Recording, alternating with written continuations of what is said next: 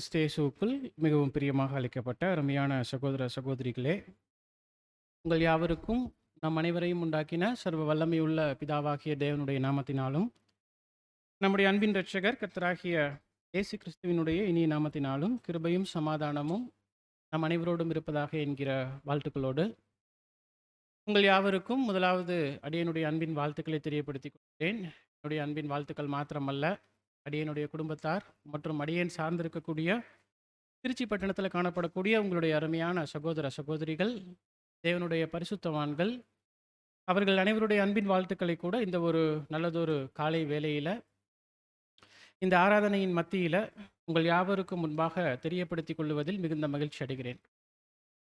அன்பான சகோதர சகோதரிகளே, தேவனுடைய மிகப்பெரியதான கிருபை, இரக்கம், அவருடைய வல்லமையுள்ள பாதுகாவல் மற்றும் அவருடைய அன்புள்ள நேசக்கரம் இவையாவும் தொடர்ந்து நம் அனைவரோடும் கூட காணப்படும் பட்சத்தில், தேவன் கடந்த காலங்கள் முழுவதும் நம் அனைவரையும் கண்ணின்மணி போல பாதுகாத்து, பராமரித்து, போஷித்து, வழிநடத்தி, நம் அனைவருடைய ஆயுசு நாட்களிலும் ஒரு நாளை கூட்டி தந்து, இந்த ஒரு நல்லதொரு நாளிலும் இந்த ஆராதனையின் மூலமாக தேவனை துதிக்கவும், ஆராதிக்கவும், மகிமைப்படுத்தவும்,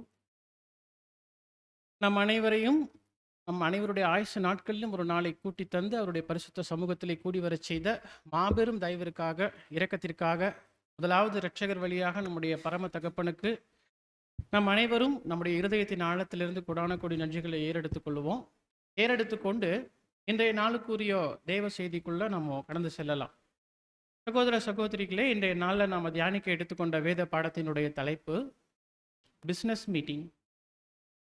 தமிழில் காரிய கூட்டம் அல்லது அலுவல் கூட்டம் என்ற வார்த்தைகள் அங்கே பயன்படுத்தப்படும். Business meeting. ஆக்சுவலாக இந்த தலைப்பு தேர்ந்தெடுக்கப்படுவதனுடைய நோக்கம், உங்களுடைய மந்தையில் காணப்படக்கூடிய ஊழியர்களுடைய வேண்டுகோளுக்கு இணங்க இன்றைய நாளில் இப்படிப்பட்ட தலைப்பானது உங்கள் மத்தியில் அது கடந்து வர இருக்குது. அன்பான சகோதர சகோதரிகளே, பாடத்தின் தலைப்பே உங்களுக்கு புரியும். இன்றைய நாளுக்குரிய பாடம் இது ஒரு ஆவிக்குரிய குணலட்சண சம்பந்தப்பட்ட ஒரு பாடமாக அது இருக்கிறது இல்லை. அதாவது சொல்லப்போனால், நம்முடைய பலியின் ஜீவிய வாழ்க்கையில் நாமும் கர்த்தருடைய சாயலுக்கு ஒப்பான சாயலுக்குள்ள மாறுவதற்கு ஏதுவான அந்த தெய்வீக குணலட்சணங்களை பற்றின, அதற்கு நாம் முயற்சி செய்து கொண்டிருக்கக்கூடிய காரியங்களை குறித்த ஒரு ஆவிக்குரிய பாடமாக இருக்குமா என்று கேட்டால் அது அங்கே இருக்க போகிறது இல்லை. ஆனாலும் இதில் ஆவிக்குரிய படிப்பினைகளை நாம் பெற்றுக்கொள்வோம். ஆனாலும் நாம் இன்னைக்கு சிந்திக்கக்கூடிய இந்த சிந்தனை ஒரு கூட்டம் பற்றி, ஒரு கூடுகை பற்றி, அல்லது நாம் சபையாராக கூடி வரும்போது நம்ம மத்தியில் காணப்படக்கூடிய ஒரு தெய்வீக ஏற்பாட்டை குறித்து நாம் என்ன செய்ய போகிறோம் அப்படின்னா தியானிக்க போகிறோம். பாருங்க, பாடம் ரொம்ப சின்ன பாடம் தான். நீங்கள் யாரும் ரொம்ப ஃபீல் பண்ண வேண்டாம், சீக்கிரம் முடிஞ்சிடும். ஆனாலும் உங்களுடைய கவனங்கள் ரொம்ப முக்கியம். ஏனென்று சொன்னால், தேவனுடைய பிள்ளைகளாக, அதாவது இந்த உலகத்தில் தேவனுடைய சித்தம் செய்வதற்கென்று பிரித்தெடுக்கப்பட்ட பிள்ளைகளாக நாம் ஒன்று கூடி வரக்கூடிய இந்த சபையின் ஐக்கியத்தின் மத்தியில் காணப்பட வேண்டிய அனைத்துமே, ஏற்படுத்தப்பட வேண்டிய அனைத்துமே, அவைகள் எப்படிப்பட்டவைகளாக இருக்க வேண்டும் என்பது நாம் அனைவரும் அறிந்தது தான். அவைகள் எப்படிப்பட்டவைகளாக இருக்கணும்? 1 கொரிந்தியருடைய புத்தகம் 14ஆம் அதிகாரம் 40வது வசனம். இதுவே இந்த பாடத்திற்கான ஆதார வசனம். வாசித்து நாம் துவங்கலாம்.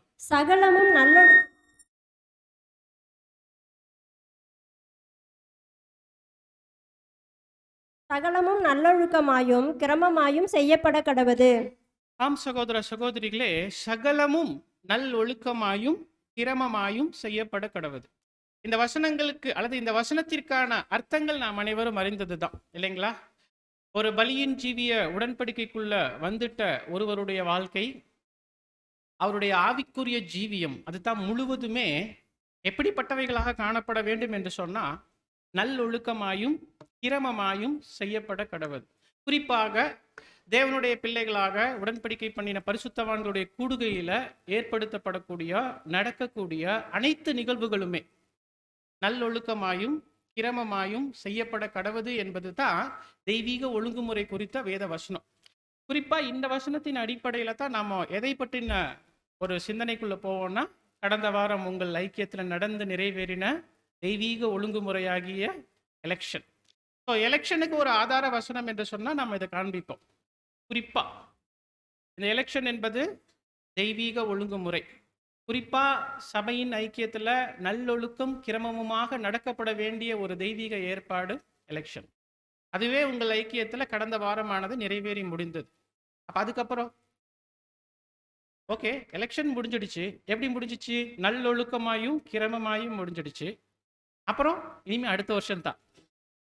அப்போ அப்போ நல்லொழுக்கமாயும் கிரமமாயும் செய்யப்பட கடவது. கரெக்டா? ஆ. வெறும் எலெக்ஷனுக்கு மாத்திரம் இந்த வசனத்தை நம்ம என்ன செய்ய முடியாது? அப்ளை பண்ண முடியாது. எலெக்ஷனை தொடர்ந்து இந்த ஒரு வருட காலமாக உங்களுடைய ஐக்கியத்துல காணப்படக்கூடிய ஏற்படுத்தப்படக்கூடிய அனைத்துமே எப்படித்தான் இருக்கணும்? நல்லொழுக்கமாயும். அதுதான் அந்த சகலமும் என்கிற வார்த்தைக்கான அர்த்தம்.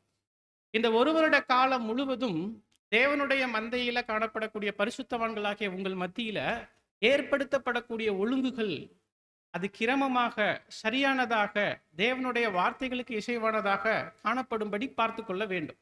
அதுல ஒரு முக்கியமான ஒரு ஏற்பாடாக உதவிகரமான ஏற்பாடாக காணப்படக்கூடிய ஒரு கூடுகை தான். எப்படி இந்த ஒரு வருஷம் முழுவதும் நல்லொழுக்கமாயும் கிரமமாயும் எக்லிஷியால உள்ள அனைத்து விஷயங்களையும் ஏற்படுத்துவது, அதுக்கு நம்ம என்ன செய்யணும், அதுக்கு நமக்கு எது உதவிகரமா இருக்கும் அப்படின்னா, அந்த உதவிகள்ல தேவனால ஏற்படுத்தப்பட்ட ஒரு கூடுகை, உதவிகரமான கூடுகை தான் நம்முடைய பாடத்தினுடைய தலைப்பு. என்ன தலைப்புங்க? நான் இங்கிலீஷ்ல சொன்னா தான் நமக்கு நல்லா புரியும். அப்புறமா தமிழ்ல சொன்னா கூட கொஞ்சம் வித்தியாசமா இருக்கும் இல்லைங்களா? பிசினஸ் மீட்டிங், காரிய கூட்டம் அல்லது அலுவல் கூட்டம். அன்பு சகோதர சகோதரிகளே, இந்த கூடுகை குறித்த சிந்தனைக்குள்ள நாம போகும்போது, பர்சனலா என்னுடைய தியானத்துல நான் போகும்போது, வேத மாணவர்கள் மத்தியில சத்தியத்தை அறிந்த பிள்ளைகள் மத்தியில கூட சில கருகலான பகுதிகள் இருக்குல்ல. கருகலான பகுதிகள்னா என்ன சொல்ல வரேன்னு புரியுதா? ஒரு முழுமையான புரிதல் இல்லாம, அது எப்படி முழுமையாக தேவ ஆலோசனைகளின்படி செய்து முடிக்கணும் என்கிற விஷயத்த அறிந்து கொள்ளாமலே அந்த காரியங்களுக்குள்ள நாம என்ன பண்ணிடுவோம்? கடந்து சென்றோம் இல்லைங்களா? அதுதான் அந்த கருகலான பகுதி என்கிற வார்த்தையை நான் பயன்படுத்தினேன். அப்படிப்பட்ட பகுதிகள் வேத மாணவர்களாகிய நம்ம மத்தியிலேயே இருக்கு. அப்படிப்பட்ட பகுதிகளில் ஒரு பகுதியாகத்தான் நாம இந்த தலைப்பை நம்ம பார்க்கிறோம், இந்த பாடத்தை தியானிக்கிறதுக்கு முன்பு வரைக்குமே. அன்பு சகோதர சகோதரிகளே, ஒரு எக்லீஷியால இந்த பிசினஸ் மீட்டிங் எவ்வளவு முக்கியம் என்பதை இந்த பாடம் படிக்கும்போது அல்லது நாம் அனைவரும் சேர்ந்து தியானிக்கும் போது நமக்கு புரியும். எந்த வகையில இந்த பிசினஸ் மீட்டிங் நம்முடைய ஆவிக்குரிய வாழ்க்கைக்கு உதவிகரமாக இருக்குது. எக்லீஷியால சகலமும் நல்லொழுக்கமாயும் கிரமமாயும் செய்யப்பட கடவுது என்பது இந்த கூடுகையின் வாயிலாக எப்படி நடந்து நிறைவேறப் போகிறது என்பதை இந்த பாடத்தின் வழியாக நாம சிந்தித்து நாம தியானிக்க போகிற சகோதர சகோதரிகளே, இப்போ பாடத்துக்குள்ள கடந்து போகலாம்.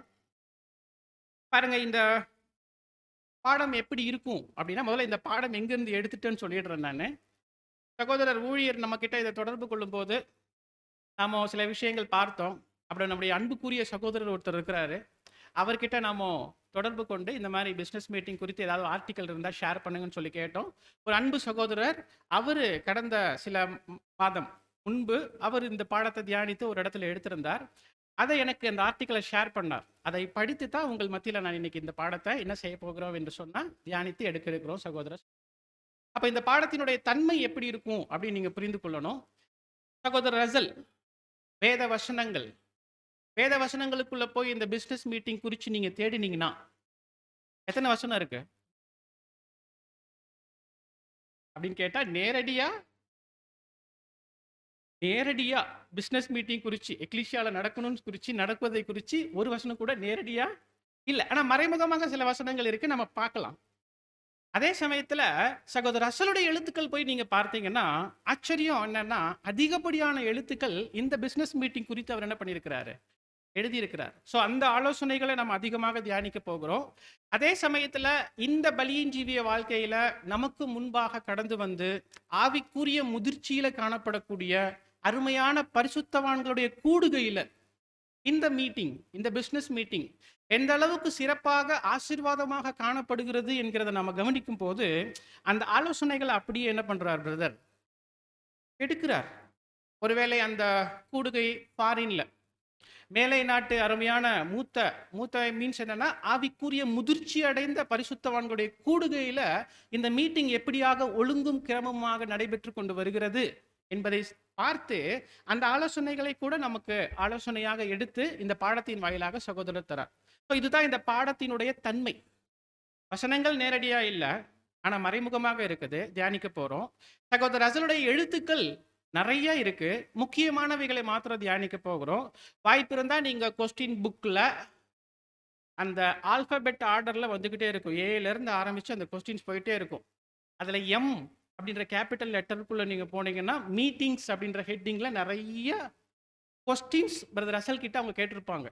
அதுல அதிகப்படியான கேள்விகள் என்று சொல்லும் போது இந்த பிஸ்னஸ் மீட்டிங் குறித்து சகோதரர் ரசல் கிட்ட நிறைய கேள்விகள் கேட்கப்பட்டிருக்கு. அதுக்கு சகோதரர் ரசல் அநேக விளக்கங்களை, நிறைய விஷயங்களை அங்க சொல்லியிருக்கிறாங்க.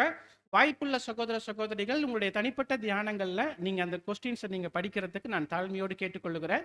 ஆனா இன்றைக்கு ஒரு குறிப்பிட்ட நேரம் மாத்திரமே சில முக்கியமான தியானங்களை மாத்திரம் இந்த பிஸ்னஸ் மீட்டிங் என்கிற தலைப்பின் கீழே நம்ம சிந்தித்து தேவ ஆசீர்வாதத்தை பெற்றுக்கொள்ள நம்ம கடந்து செல்ல போகிறோம் சகோதர சகோதரிகளே. சரி, பாயிண்ட் பை பாயிண்ட்டை போகலாம். ஃபர்ஸ்ட், பிஸ்னஸ் மீட்டிங்னா என்ன? மீனிங் அண்ட் பர்பஸ், இதுதான் ஃபர்ஸ்ட் பாயிண்ட். பிஸ்னஸ் மீட்டிங்னா என்ன அர்த்தம், அதனுடைய அவசியம் என்ன அப்படின்னு கேட்டால் நீங்கள் என்ன புரிஞ்சு வச்சிருக்கிறீங்க? தாராளமாக பேசுங்க. நான் இப்படி கேள்வி கேட்கறதுனால நீங்கள் என்ன நினச்சிடக்கூடாது, பிரதர் வந்து படிச்சுட்டு வந்து ப்ரிப்பேர் பண்ணிட்டு வந்து நம்மக்கிட்ட என்ன பண்ணுறாரு, கேள்வி கேட்குறாரு அப்படின்னு நினைக்க வேண்டாம். ஜஸ்ட்டு இது ஒரு இன்ட்ராக்ஷன் தான், இல்லைங்களா? நீங்களும் பேசணும், அப்போ தான் உங்களுக்குள்ள அந்த புரிதல் கடந்து வருவதற்கு உதவிகரமாக இருக்கும். அந்த கோணத்தில் தான் இந்த கேள்விகள் எழுப்பப்படுதே தவிர மித்தபடி தவறான கோணத்தில் இந்த கேள்விகள் எழுப்பப்படுகிறது இல்லை. சரி, ஓகே. பிஸ்னஸ் மீட்டிங்னா என்ன? பொதுவாக பிஸ்னஸ்னா என்ன? இப்போ சொல்லுவீங்க ஆன்சர், நீங்கள் தான் சொல்லணும். பிஸ்னஸ்னா இவங்கள்ட்ட நான் எப்படி கேட்கறது? பிஸ்னஸ் மீட்டிங் அப்படின்னா நம்ம என்ன விளக்கம் கொடுக்க முடியும், அதனுடைய அர்த்தம்? இப்போ என்கிட்ட நீங்கள் பிஸ்னஸ்ன்னு கேட்டிங்கன்னா நான் ஆயில் ஆரம்பித்தேங்க, அப்புறம் சர்ஜிக்கல் ஆரம்பித்தேங்க, அதுதாங்க என்னுடைய பிஸ்னஸ்ன்னு நான் சொல்லுவேன் வெளியில் கேட்டால், இல்லையா? ஆனால் ஆவிக்குரிய கூடுகையில் பிஸ்னஸ் மீட்டிங் அப்படி சொல்கிறோம் இல்லைங்களா, அலுவல் கூட்டம், காரிய கூட்டம் அப்படின்னா என்ன அர்த்தம்? ஏன் அந்த வார்த்தை?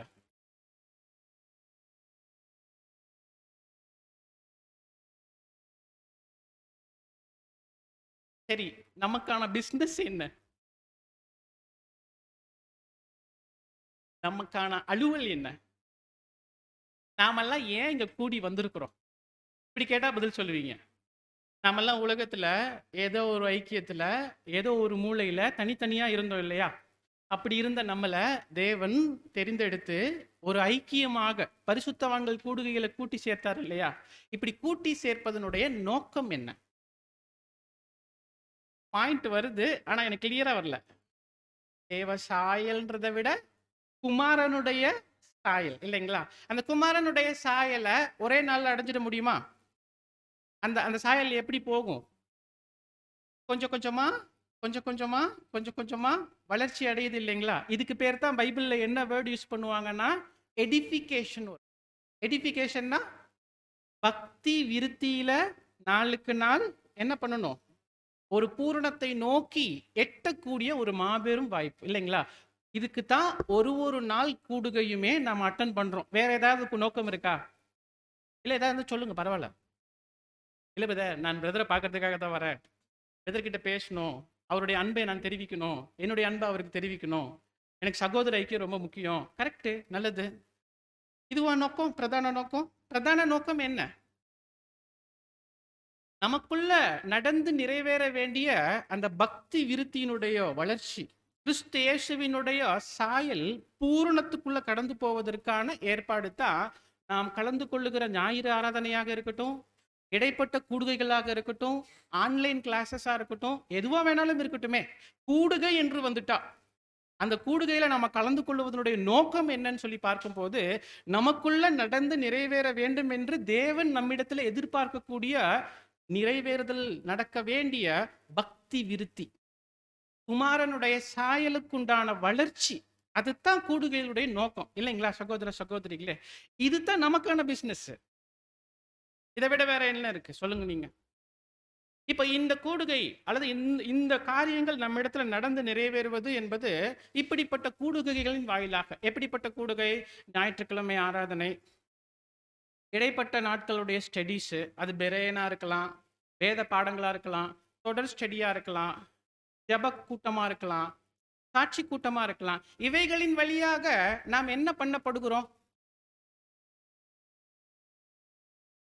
என்ன செய்யப்படுகிறோம்?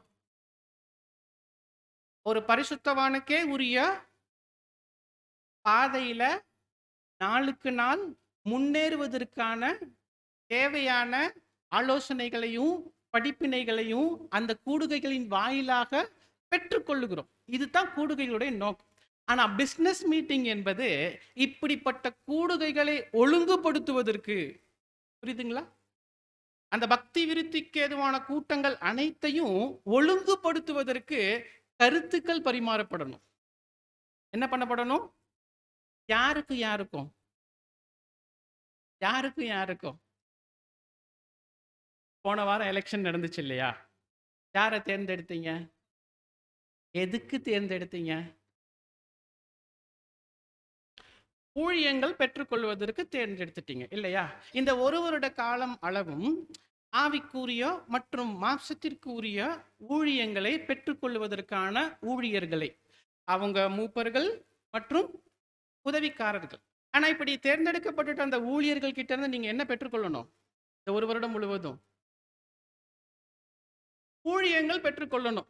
என்ன ஊழியம்? எப்படிப்பட்ட ஊழியம்? உங்களுக்கு என்ன ஊழியம் தேவை? எப்படிப்பட்ட சத்தியங்கள் தேவை? நீங்க ஆவிக்குரிய வளர்ச்சியில வளருவதற்கு உங்களுக்கு தேவை என்ன இருக்கு? இந்த தேவைகளை யார்கிட்ட சொல்லணும்? நீங்க தேர்ந்தெடுத்தீங்கல்ல, அந்த ஊழியர்கள் கிட்ட தெரியப்படுத்தணும்ல. எப்படி தெரியப்படுத்துவீங்க? தேர்ந்தெடுக்கப்பட்ட ஊழியர்கள் கூட சபைக்கு தேவையானதும் சபை விரும்புகிறதுமான ஊழியத்தை செய்யணும்ல அந்த ஒரு வருஷம் ஃபுல்லா. அப்ப அவர் கூட அந்த ஊழியத்தை நீங்க விரும்புகிறபடியே தேவ சித்தப்படி செய்யணும்னா உங்களுடைய விருப்பத்தை அவரும் தெரிஞ்சுக்கிட்டு அந்த ஒரு வருடம் முழுவதும் அந்த ஊழியத்தை சிறப்பா செய்யணும்ல. அதற்கு நீங்க முழுவதும் ஒத்துழைப்பும் கொடுக்கணும்ல. இதெல்லாம் எப்படி நடக்கும்? அந்த கருத்துக்கள் பரிமாறப்படணும் இல்லைங்களா? உங்களுடைய விருப்பங்கள், ஆவிக்குரிய வளர்ச்சிக்கான உங்களுடைய தேவைகள், அவைகளை நீங்க ஊழியருக்கு தெரியப்படுத்தவும், அவைகளை முழுமையாக அறிந்து கொண்டு அவைகளை உங்களுக்கு ஊழியத்தின் மூலமாக வெளிப்படுத்துவதற்கான சரியான காரியங்களை கையில எடுப்பதற்கும் ஊழியக்காரர்களுக்கும் இந்த கூடுகையானது என்னதுங்க? அவசியம். இதுக்கு பேர் தான் business meeting. Meaning and purpose. கருத்துக்கள் பரிமாறப்பட்டு ஆவிக்குரிய ஊழியங்களை சபை அவர்கள் விரும்புகிறபடியே பெற்றுக்கொள்ளத்தக்கதாகவும், ஊழியர்களும் அவர்கள் விரும்புகிறபடி அந்த ஊழியத்தை அவர்களுக்கு அந்த ஒரு வருட காலம் முழுவதும் நிறைவேற்றி முடிக்கவும் ஏதுவான ஒரு பிளாட்ஃபார்ம் வேணும்ல, புரிந்து கொள்ளக்கூடிய புரிதல்ல. அங்க வந்து சப்ஜெக்ட்லாம் பேச மாட்டோம்ல. மற்ற கூடுகைகள் எல்லாம் தேவனுடைய வார்த்தைகள் போகும். ஆனா பிசினஸ் மீட்டிங்ல என்ன போகும்? கருத்துக்கள் போகும். கருத்துக்கள் போகும். சகோதர சகோதரிகளே, சபை விரும்பக்கூடிய ஊழியங்களுடைய விவரங்களை சபை தெரியப்படுத்தவும், ஊழியர் அதை பெற்றுக்கொள்ளவும், இந்த கருத்துக்கள் பரிமாற்றம் நடக்கக்கூடிய விஷயங்கள் தான் இந்த பிசினஸ் மீட்டிங்கினுடைய அவசியம்.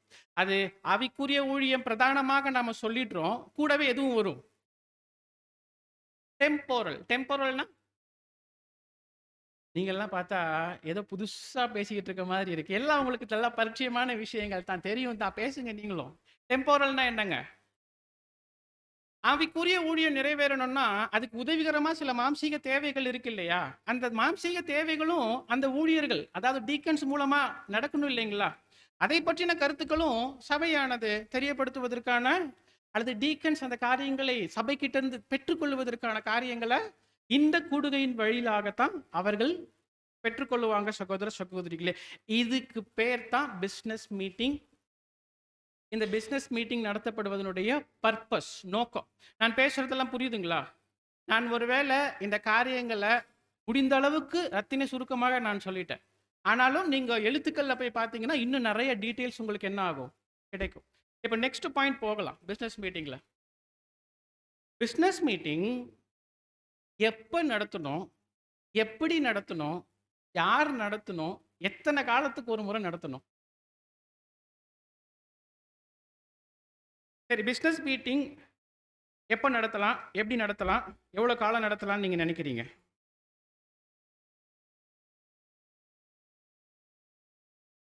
இதுக்கு நீங்கள் அந்த கொஸ்டின் புக்கை வாசிச்சுட்டு நம்ம போகலாம். அந்த கொஸ்டின் புக் 482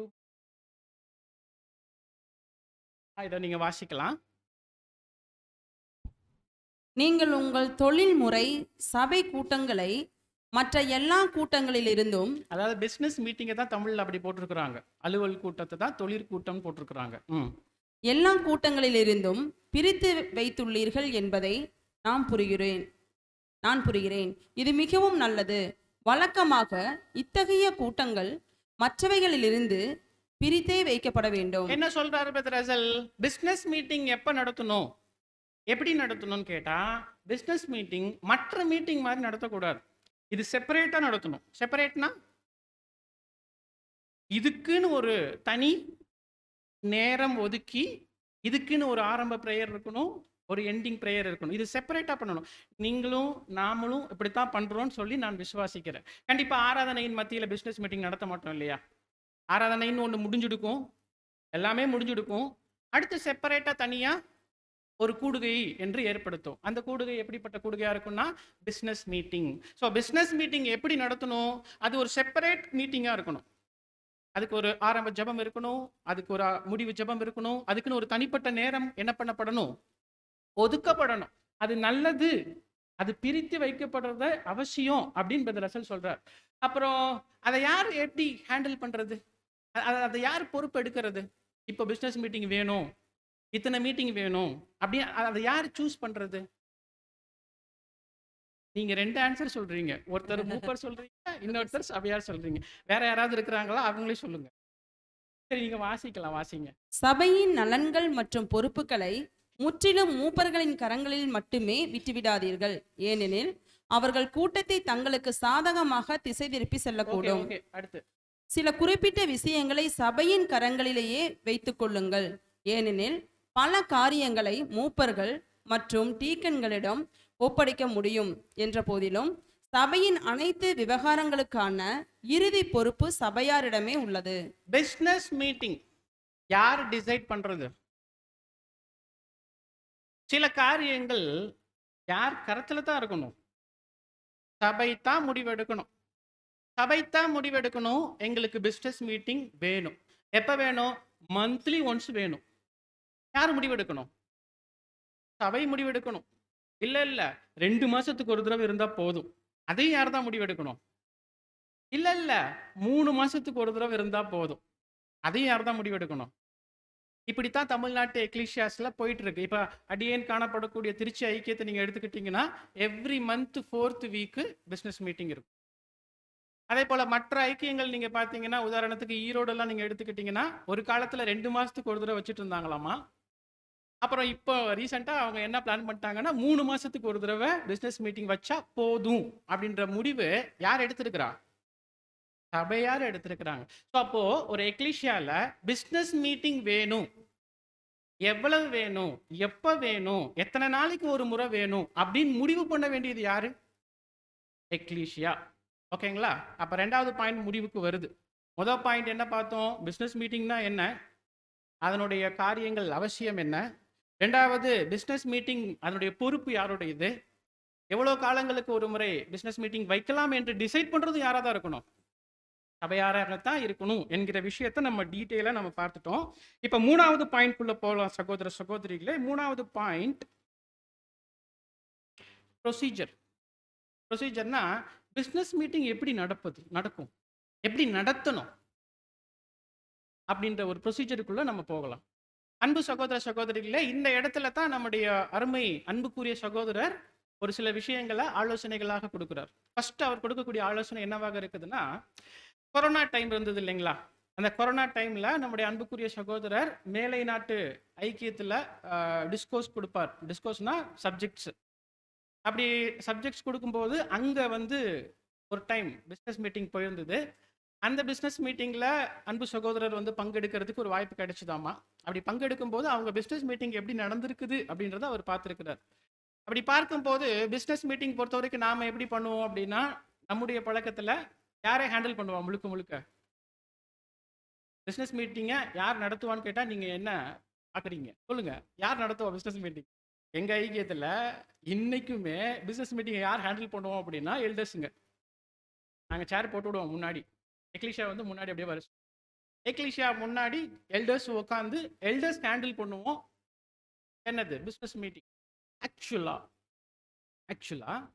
அந்த பிஸ்னஸ் மீட்டிங் எல்டர்ஸுங்க ஹேண்டில் பண்ணுன்ற அவசியம் இல்லை. ரொம்ப அழகா நேர்த்தியா மேலை நாட்டு சகோதரர்களுடைய ஐக்கியத்தில், பரிசுத்தவான்கள் ஐக்கியத்தில் ஃபர்ஸ்ட் ஆஃப் ஆல் அவங்க என்ன செய்யறாங்கன்னா, எக்லீஷியா இருக்குது, எக்லீஷியா முன்னாடி பொறுப்புக்குள்ள வந்தாங்கல்ல, ஊழியம் பெற்றுக்கொண்டாங்கல்ல, அந்த ஊழியம் பெற்றுக்கொண்ட அருமையான சகோதரர்கள் எக்லீஷியா முன்னாடி ஒவ்வொருவரா வந்து முக்கியமான ஊழியங்கள் பெற்றுக்கொண்டிருப்பாங்கல்ல. உதாரணத்துக்கு ஃபினான்ஷியல் முக்கியமா இல்லையா? முக்கியம். அவர் என்ன பண்ணுவாரு, கடந்த பிசினஸ் மீட்டிங்ல இருந்து இந்த பிசினஸ் மீட்டிங் வரைக்கும் ஃபினான்ஷியல் ரிப்போர்ட் என்ன, அது அந்த பிசினஸ் மீட்டிங் ஆரம்பத்துல முதல்ல அந்த ஊழியத்தை பெற்றுக்கொண்ட அந்த சகோதரர் முன்ன வந்து நின்று அந்த அறிக்கையை சமர்ப்பிப்பார். அதில் இருக்கக்கூடிய நிறை, அதில் இருக்கக்கூடிய குறை, அதில் இருக்கக்கூடிய தேவை, அதில் இருக்கக்கூடிய காரியங்கள், இதெல்லாம் எக்லீஷியா முன்னாடி ரிப்போர்ட் பண்ணுவார். முக்கியமான ஊழியம் இல்லையா அது? அந்த ஊழியத்தை பெற்றுக்கொண்டிருந்தார் இல்லையா? சபைக்கு செய்கிறார் இல்லையா? சபை எந்த அளவுக்கு அந்த ஊழியத்தை அவர்கிட்ட எதிர்பார்த்தது, அவர் எந்த அளவுக்கு செய்கிறார், இந்த ரிப்போர்ட்டை முதல்ல அவர் கொடுப்பார். இது மாத்திரம் இல்லைங்க, இந்த மாதிரி சில முக்கியமான ஊழியங்களை பெற்றுக்கொண்டிருக்கக்கூடிய அருமையான சகோதரர்கள் ஒவ்வொருவராக எக்லீஷியா முன்னாடி வந்து நின்று அந்த கடைசி பிசினஸ் மீட்டிங்ல இருந்து இந்த பிசினஸ் மீட்டிங் வரைக்கும் உள்ள ரிப்போர்ட் என்ன பண்றாங்க, சப்மிட் பண்றாங்க. அப்படி பண்ணும்போது என்ன நடக்கும் தெரியுங்களா? அப்படி பண்ணும்போது என்ன நடக்கும் சொல்லுங்க பார்க்கலாம். ஒருவேளை அந்த சகோதரனுடைய ஊழியத்துல ஏதேனும் குறைகள் இருந்தா எக்லிஷியா என்ன பண்ணும்? பிரதர், நீங்க இந்த ஊழியத்தை செஞ்சீங்க, ஆனா இந்த ஊழியத்துல இந்த விஷயத்துல கொஞ்சம் என்ன இருக்குது, கொஞ்சம் கஷ்டம் இருக்குது, அதை நீங்க, அதுவும் தாழ்மையில தான் எக்லிஷியா பேசும், இந்த விஷயத்தை மாத்திரம் நீங்க என்ன பண்ணுங்க, சரி பண்ணிக்கோங்க. பிரதர், நீங்க இந்த ஊழியத்தை கையில எடுத்தீங்க, ஆனா இந்த ஊழியத்துல நாங்க இந்த ஒரு சில விஷயத்தை அனுபவிக்க வேண்டியது இருக்கு, அதனால நீங்க இந்த விஷயத்தை நீங்க என்ன பண்ணிடுங்க கொஞ்சம் அப்படின்னா, அந்த ஊழியத்தின் பொறுப்பை பெற்றுக்கொண்ட அன்பு சகோதரர்கள் முன்வந்து சொல்லும் போது எக்லீஷியா அந்த ஊழியத்தை பெற்றுக்கொள்ளக்கூடியவர்களாக இருந்து அதில் இருக்கக்கூடிய நிறைகளையும் குறைகளையும் அவ்வப்போதே சொல்லி தாழ்மையில அன்புல அங்கே என்ன பண்ணிடுறாங்க, செய்துடுறாங்க. அன்பு சகோதர சகோதரிகளை, நல்ல ஏற்பாடு இல்ல? அருமையான ஏற்பாடு இல்ல? இது நடக்குது மேலை நாட்டு அருமையான பரிசுத்தவான்கள் மத்தியில் அந்த பிசினஸ் மீட்டிங் என்கிற கூடுகையில ஃபர்ஸ்ட் ஆஃப் ஆல் இது நடக்குது. நெக்ஸ்ட், இந்த பாயிண்ட் புரிஞ்சிச்சு இல்லைங்களா நமக்கு? இதை சொல்லும்போது சகோதரர் எவ்வளவு ஹம்பிளா தான் சொல்றாருன்னா, நடக்குது, இந்த இந்த நடவடிக்கைகள் உங்களுக்கு விருப்பமாக இருந்தால், உங்களுக்கு நியாயமாக தோன்றினால் உங்களுடைய பிசினஸ் மீட்டிங்ல நீங்க என்ன செய்து கொள்ளலாம், தாராளமாக இந்த ஒரு விஷயங்களை கடைபிடித்துக் கொள்ளலாம். பட் என்ன இல்லை, கம்பல்லாம் பிரதர் என்ன பண்ணல. இது ஒரு சஜஷன், ஒரு ஆலோசனை. நடக்குது, முதிர்ச்சியடைந்த பரிசுத்தவான்கள் கிட்ட நாம இதை பார்க்குறோம், அது அருமையா இருக்கு. அந்த ஏற்பாடு தேவைன்னா என்ன பண்ணிக்கலாம், எடுத்துக்கலாம், வேண்டான்னா ஓகே. இந்த இந்த அருமையான சஜஷன், ஆலோசனைகளை பிசினஸ் மீட்டிங்ல நம்பர் 1 வைக்கிறார். அடுத்து எழுத்துக்களுக்குள்ள போறார். எழுத்துக்களுக்குள்ள பிசினஸ் மீட்டிங்ல காங்கிரிகேஷன் இருக்கும், எல்டர்ஸ் இருப்பாங்க. எல்டர்ஸ்க்குன்னு என்ன இருக்குது, ஒரு பவுண்டரி இருக்கு அப்படின்றார். அது பவுண்டரி என்ன சொல்றாருன்னா, அன்பு சகோதர சகோதரிகளை, பிசினஸ் மீட்டிங்ல அடுத்து நம்ம பேச வேண்டிய ஒரு பாயிண்ட் என்னவா இருக்குதுன்னா, அக்கறை கொள்ள வேண்டிய, முடிவெடுக்க வேண்டிய விஷயங்களை கலந்து ஆலோசிக்க வேண்டிய கட்டாயம். 2வது பாயிண்ட் அதுதான். பிசினஸ் மீட்டிங்ல என்ன பிரதர் பண்றது? ஃபர்ஸ்ட் ஊழியங்களுடைய ரிப்போர்ட், 2வது சபை சில முடிவுகள் எடுக்கணும், அக்கறை கொள்ள வேண்டிய விஷயத்துல கவனம் எடுக்கணும். அக்கறை கொள்ள வேண்டிய விஷயம்னா என்ன நினைக்கிறீங்க நீங்க? நாம எதுல அக்கறை கொள்ளணும், எதுக்கு கவனம் கொடுக்கணும்? வந்துடுச்சு, சப்ஜெக்ட் தான் வந்துடுச்சு, சொல்லுங்க. என்னது? சபையினுடைய வளர்ச்சி. ஓகே, வேற? இந்த வளர்ச்சி எப்படி வரும்?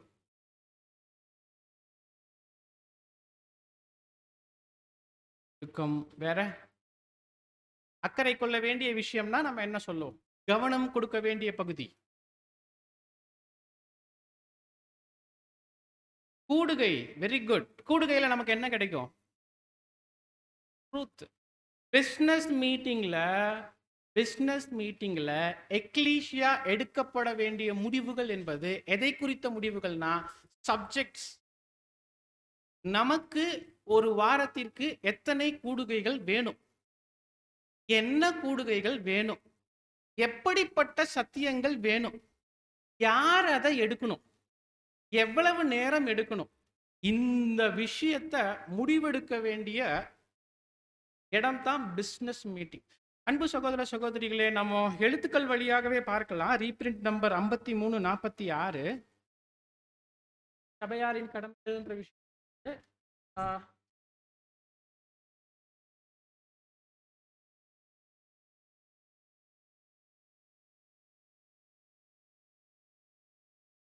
சபையாரின் கடமைகள் மேல போங்கம்மா.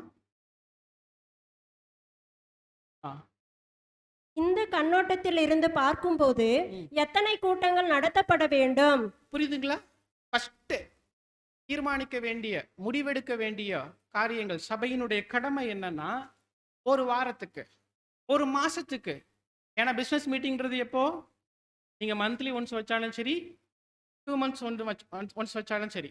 ஆனா business meeting to business meeting இடைப்பட்ட காலத்துல, ஒரு வாரத்துல, ஒரு மாசத்துல எத்தனை கூடுகை நடத்தணும், யார் முடிவெடுக்கணும்? எக்லீசியா தான் பிசினஸ் மீட்டிங்ல அந்த முடிவு எடுக்கணும். அப்புறம் எங்கு அவைகள் நடத்தப்பட வேண்டும்? எங்க நடத்தணும்? காட்டேஜ் மீட்டிங் இருக்கும் இல்லையா, சகோதரர்களை கூடுகை இருக்கும் இல்லையா. அப்போ இந்த மீட்டிங் இவங்க இப்போ பெரைன்ஸ் டிஸ்கஷன்லாம் சில இடங்கள்ல வீட்டுகள்லேயே நடத்துவாங்க, சில ஸ்டடீஸ்லாம் வீடுகள்லேயே நடத்துவாங்க.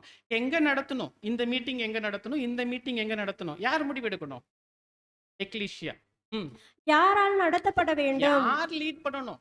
அருமையான ஊழியர்கள் அநேக பேர் இருக்கிறாங்க. அந்த ஊழியர்கள்ல இந்த கூடுகையை நடத்துவதற்கு யார் கரெக்டா இருப்பா? யார் சூஸ் பண்ணணும்? யார் சூஸ் பண்ணணும்? எக்லீசியா. யார் லீட் பண்ணணும்? இந்த கூடுகையை இவர் லீட் பண்ணட்டும், இந்த கூடுகையை இவர் லீட் பண்ணட்டும். இந்த முடிவு, டிசிஷன் எக்லீசியா எடுக்கும். அப்புறம் எவ்வகையான பாடங்கள் அல்லது ஆராய்ச்சிகள் நடத்தப்பட வேண்டும்? ஓ பாத்தீங்களா, என்ன பாடம் வேணும் எக்லீசியாக்கு? எக்லீசியாவில் உள்ள அருமையான சகோதர சகோதரிகளுடைய விருப்பங்கள் ஒன்று இருக்கும்ல. இந்த மாதிரி பாடங்கள் கேட்டா நமக்கு இன்னும் உற்சாகமா பூஸ்டா இருக்கும்ல அப்படின்னு சொல்லி எக்லீசியா விருப்பங்கள்னு ஒன்று இருக்குல்ல. எக்லீசியா விருப்பங்கள் கூட பிசினஸ் மீட்டிங்ல என்ன செய்யப்படணும்? வெளிப்படுத்தப்படணும். எவ்வகையான பாடங்கள் வேணும், எவ்வகையான ஆராய்ச்சிகள் வேணும். ஆராய்ச்சினா புரியுதுங்களா? ஸ்டடீஸ், கண்டினியூஸ் ஸ்டடீஸ், பெரையன் ஸ்டடீஸ், அதெல்லாம் வந்து ஆராய்ச்சிக்குரிய விஷயங்கள், கடந்து போகக்கூடிய விஷயங்கள். எவ்வகையான ஆராய்ச்சிகள் நடத்தப்பட வேண்டும், இதையும் யார் தான் டிசைட் பண்ணணும்? தொடர்ந்து முடிச்சு. முதலானவைகள் தொடர்புடையதான அனைத்தையுமே சபையாரை உறுதிப்படுத்திட வேண்டும். முதலானவைகள் தொடர்புடையதான அனைத்தையுமே. இந்த லிஸ்ட் நீங்க பாத்தீங்கன்னா உங்களுக்கு புரியும். இதுல சொல்லப்பட்ட அனைத்து விஷயங்களையும் யார் உறுதிப்படுத்தணும்? எங்க உறுதிப்படுத்தணும்? எங்க உறுதிப்படுத்தணும்?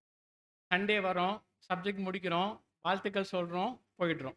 அடுத்த நாள் மீட்டிங் வரோம், வைக்கும்போது பேசுறோம், பாடம் கேட்குறோம், போயிடுறோம். இந்த லிஸ்ட்ல உள்ள விஷயங்கள் எல்லாம் எப்போ நடத்துறது கேட்டா அதுதான் பிசினஸ்.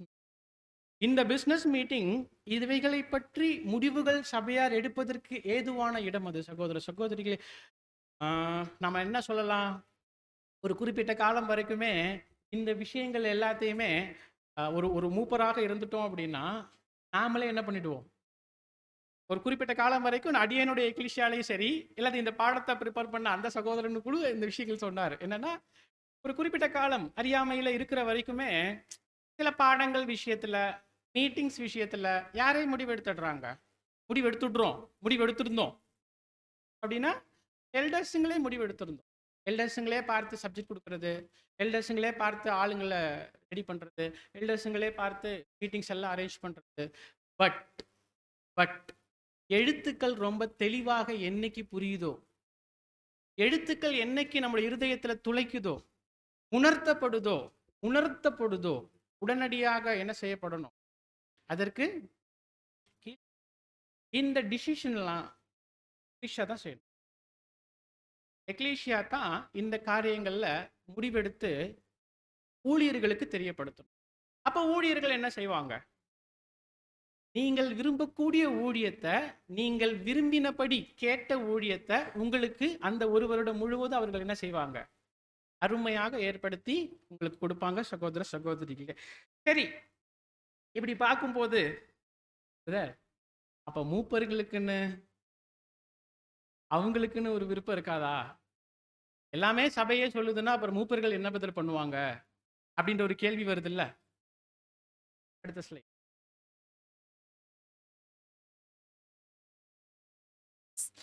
சபையின் அங்கத்தினர்களில் ஒருவராக சக அங்கத்தினர்களுக்கு காணப்படுவது போன்று மேற்கூறிய விஷயங்களில் தனது கருத்துக்களை மூப்பர் சொல்லிடுவதற்கு உரிமை கொண்டிருந்த போதிலும் இவைகள் மூப்பரானவர் தீர்மானம் பண்ணிடுவதற்கு அடுத்த காரியங்கள் அல்ல. எவ்வளவு பியூட்டிஃபுல்லான லெட்டர்ஸ் இல்லைங்களா, வேர்ட்ஸ். சபையின் அங்கத்தினர்களில் ஒருவராக சக அங்கத்தினர்களுக்கு காணப்படுவது போன்று மேற்கூறிய விஷயங்களில் மேல முடிவெடுக்கிறத பத்தி பேசிட்டு வந்தோம் இல்லைங்களா? என்ன கூடுகை, எத்தனை கூடுகை, யார் லீட் பண்ணணும், என்ன பாடம், என்ன ஆராய்ச்சி, எங்க நடத்தணும், இந்த மேற்கூறிய விஷயங்கள் அனைத்தையும் பட்டின கருத்துக்கள் விஷயத்துல ஒரு மூப்பர் என்பவர் எப்படிப்பட்டவராக இருக்கணும்னா, அவர் மூப்பராகவே இருந்துட்டாலும் மூப்பரா இருந்து சொல்ல முடியாது. ஒரு சபையில ஒரு சக அங்கத்தினர் அப்படி போல ஒருவராக காணப்பட்டு என்ன சொல்லலாம்?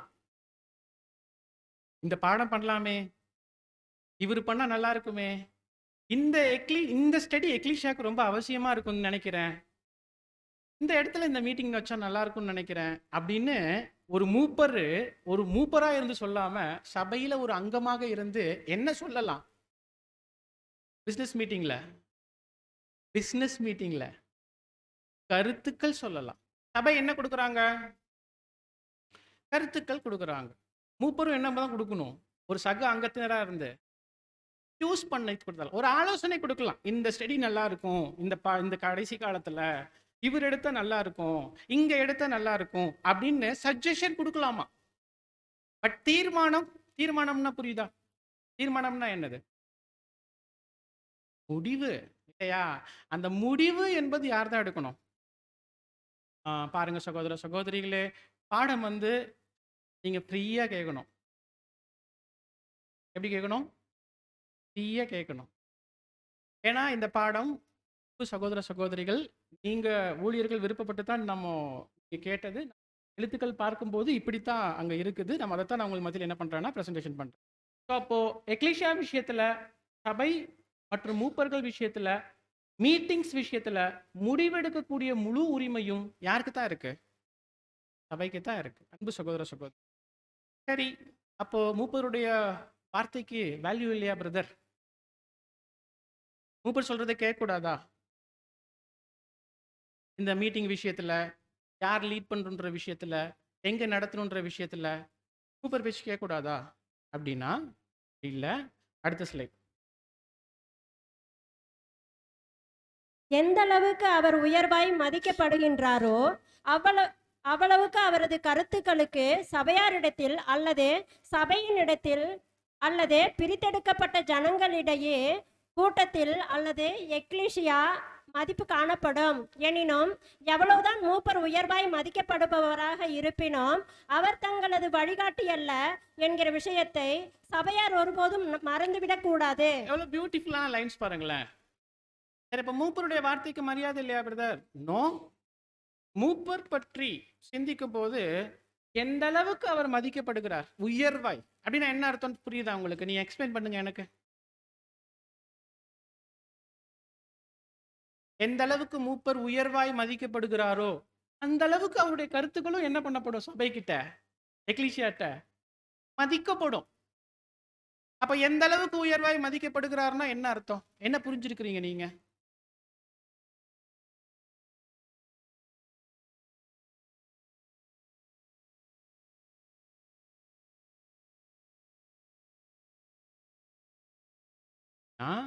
எந்த அளவுக்கு அவர் கிறிஸ்துவின் சாயல்ல முதிர்ச்சி அடைந்தவராக காணப்பட்டு அவரிடத்திலிருந்து வரக்கூடிய அந்த கருத்துக்களும் ஆலோசனைகளும் பிதாவாகிய தேவனாலும் குமாரனாகிய கர்த்தர் இயேசுவாலும் அவர் மூலமாக வெளிப்படுத்தப்பட்ட சத்தியத்தினாலும் அங்கீகரிக்கப்படத்தக்கதான கருத்துக்களாக இருக்கும் பட்சத்தில் எக்லீசியா அவருடைய கருத்துக்கு மதிப்பு கொடுத்தே கொடுக்கும்.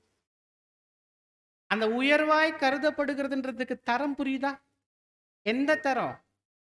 அவர்கிட்ட இருந்து வர கருத்துக்கள் இல்ல, தேவன் கர்த்தர் இயேசு அவங்க மூலமா வெளிப்படுத்தப்பட்ட சத்தியங்கள், அதன்படி வெளிப்படுத்தப்படக்கூடிய மூப்பருடைய கருத்துக்கள். அதுதான் அந்த மதிப்பு. இவர் சரியாகத்தான் சொல்றார். இவர் கொடுக்கக்கூடிய ஆலோசனைகள் தெய்வீக திட்டத்துல தேவன் குமாரன் கர்த்தர் இயேசு அவங்களுடைய வார்த்தைகளின் அடிப்படையில ஏற்றதா இருக்கு. அதன் அடிப்படையில அந்த மூப்பருடைய கருத்துக்களுக்கு எக்லீசியா என்ன கொடுக்கும்? மதிப்பு கொடுக்கும். அன்பான சகோதர சகோதரிகளே, ஆனா ரொம்ப அழகா பின்னாடி ஒரு லைன் சொல்றாரு. எவ்வளவு தான் மூப்பர் உயர்வாய் மதிக்கப்படுபவராக இருப்பினும் அவர் தங்களது, அப்படின்னா என்ன புரியுது உங்களுக்கு?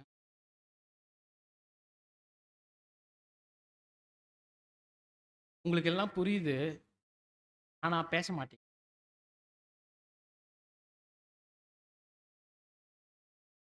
என்ன சொல்ல வராங்கன்னா, பிரதர் ரசல் தவறா புரிஞ்சுக்க கூடாது, மூப்பரை மதிக்க கூடாது அப்படின்னு சொல்ல தேவன் கர்த்தர் இயேசு அவங்களுடைய வார்த்தைகள் இதுதான் முதல்ல நமக்கு வழிகாட்டி.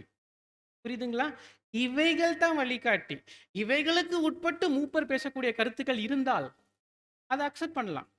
பட் இவர் சொல்லக்கூடிய கருத்துக்களையே வழிகாட்டியாக நம்ம என்ன பண்ண முடியாது. எது வழிகாட்டி? தேவன் கர்த்தர் இயேசு அவங்க மூலமா வெளிப்படுத்தப்படக்கூடிய சத்தியங்கள், அவைகள் தான் வழிகாட்டி. அவைகளுக்கு இசைவாக மூப்பர் சொல்லக்கூடிய கருத்துக்கள் இருப்பின் அதை நம்ம அக்செப்ட் என்ன பண்ணிக்கலாம், பண்ணலாம். இதுதான் சகோதர ரசலுடைய எழுத்துக்கள்ல நம்ம பார்க்கிறோம். சகோதர அடுத்த ஸ்லைட் போலாம். பரிசுத்தமான வேத வாக்கியங்களினுடைய போதனைகளை இந்த மூப்பர்களும் மற்றவர்களும் ஞானமாய் கொடுக்கிறவர்களாய் இருக்கிறார்கள் என்று கண்டுகொள்ளப்படுவதற்கு ஏற்ப அவர்களுக்கு செவிசாய்க்கப்பட வேண்டும். புரியுதுங்களா? நம்ம எக்லீசியால எல்டர்ஸ் மதிக்கப்பட வேண்டும். எப்படி மதிக்கப்பட வேண்டும்? பரிசுத்தமான வேத வாக்கியங்களுடைய போதனைகளை இந்த மூப்பர்களும் மற்றவர்களும் ஞானமாய் கொடுக்கிறவர்களாய் இருக்கிறார்கள் என்று கண்டு கொள்ளப்படுகிறதற்கு ஏற்ப. பிஸ்னஸ் மீட்டிங் போகுது, கருத்துக்கள் வருது, மூப்பர்களும் கொடுக்குறாங்க, மற்றவர்களும் கொடுக்குறாங்க. ஆனா கருத்துக்கள் வேத வாக்கியங்களின் அடிப்படையில தான் வருது அப்படின்னு கண்டு கொள்றோம் இல்லைங்களா? அப்படி கண்டு கொள்ளப்படுகிறதற்கு ஏற்ப அந்த கருத்துக்களுக்கு அவர்களுக்கு என்ன கொடுக்கலாம்? செவி கொடுக்கலாம். அப்படின்னா மதிப்பு கொடுக்கலாம். அந்த கருத்துக்களை நம்ம என்ன செய்யலாம்? அக்செப்ட் பண்ணலாம். அன்பு சகோதர சகோதரிகளே, ரொம்ப அழகான விஷயம் இல்ல? பிஸ்னஸ் மீட்டிங்ல இதுதான் நடக்கணும். ஃபர்ஸ்ட் ரிப்போர்ட் சப்மிட் பண்றதை பத்தி பேசணும். அடுத்து என்ன நடக்கணும் பிஸ்னஸ் மீட்டிங்ல? கூடுகைகள். கூடுகைகள் எவ்வளவு கூடுகைகள், எத்தனை கூடுகைகள், எங்கெங்க நடக்கணும், யார் நடத்தணும், எப்படிப்பட்ட பாடங்கள், எப்படிப்பட்ட ஆராய்ச்சி வகுப்புகள் நமக்கு தேவை இந்த பலியின் ஜீவிய வாழ்க்கையில.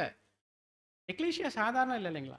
எக்லீசியா இந்த உலகத்துல எவ்வளோ போராடி இந்த பூமியிலிருந்து பிரித்தெடுத்துட்டு இந்த பூமியிலிருந்து நம்ம வர்றோம்.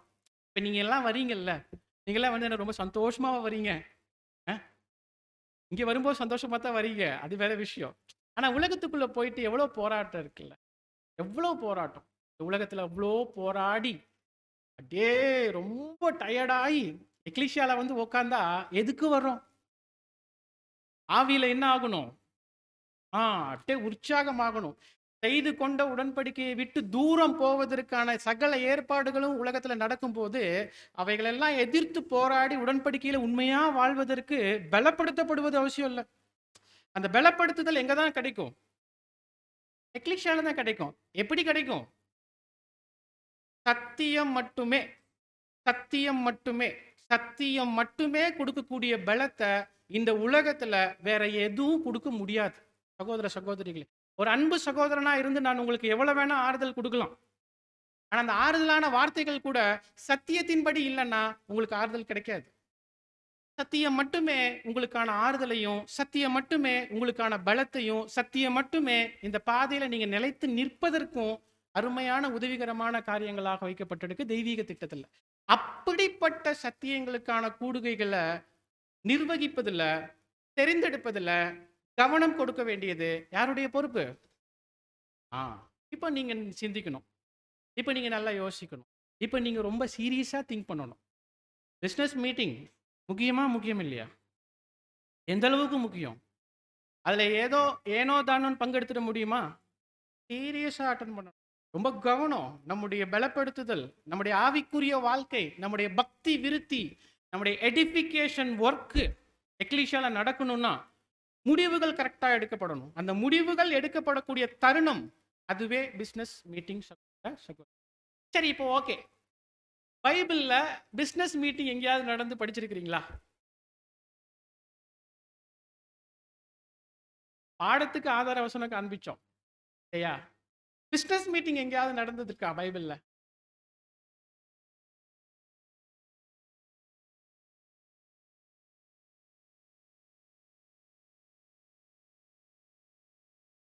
நம்ம எல்லாம் வேத மாணவர்கள் இல்லையா? அதனால நம்ம கண்டுபிடிச்சிருவோம். ட்ரை பண்ணுங்க.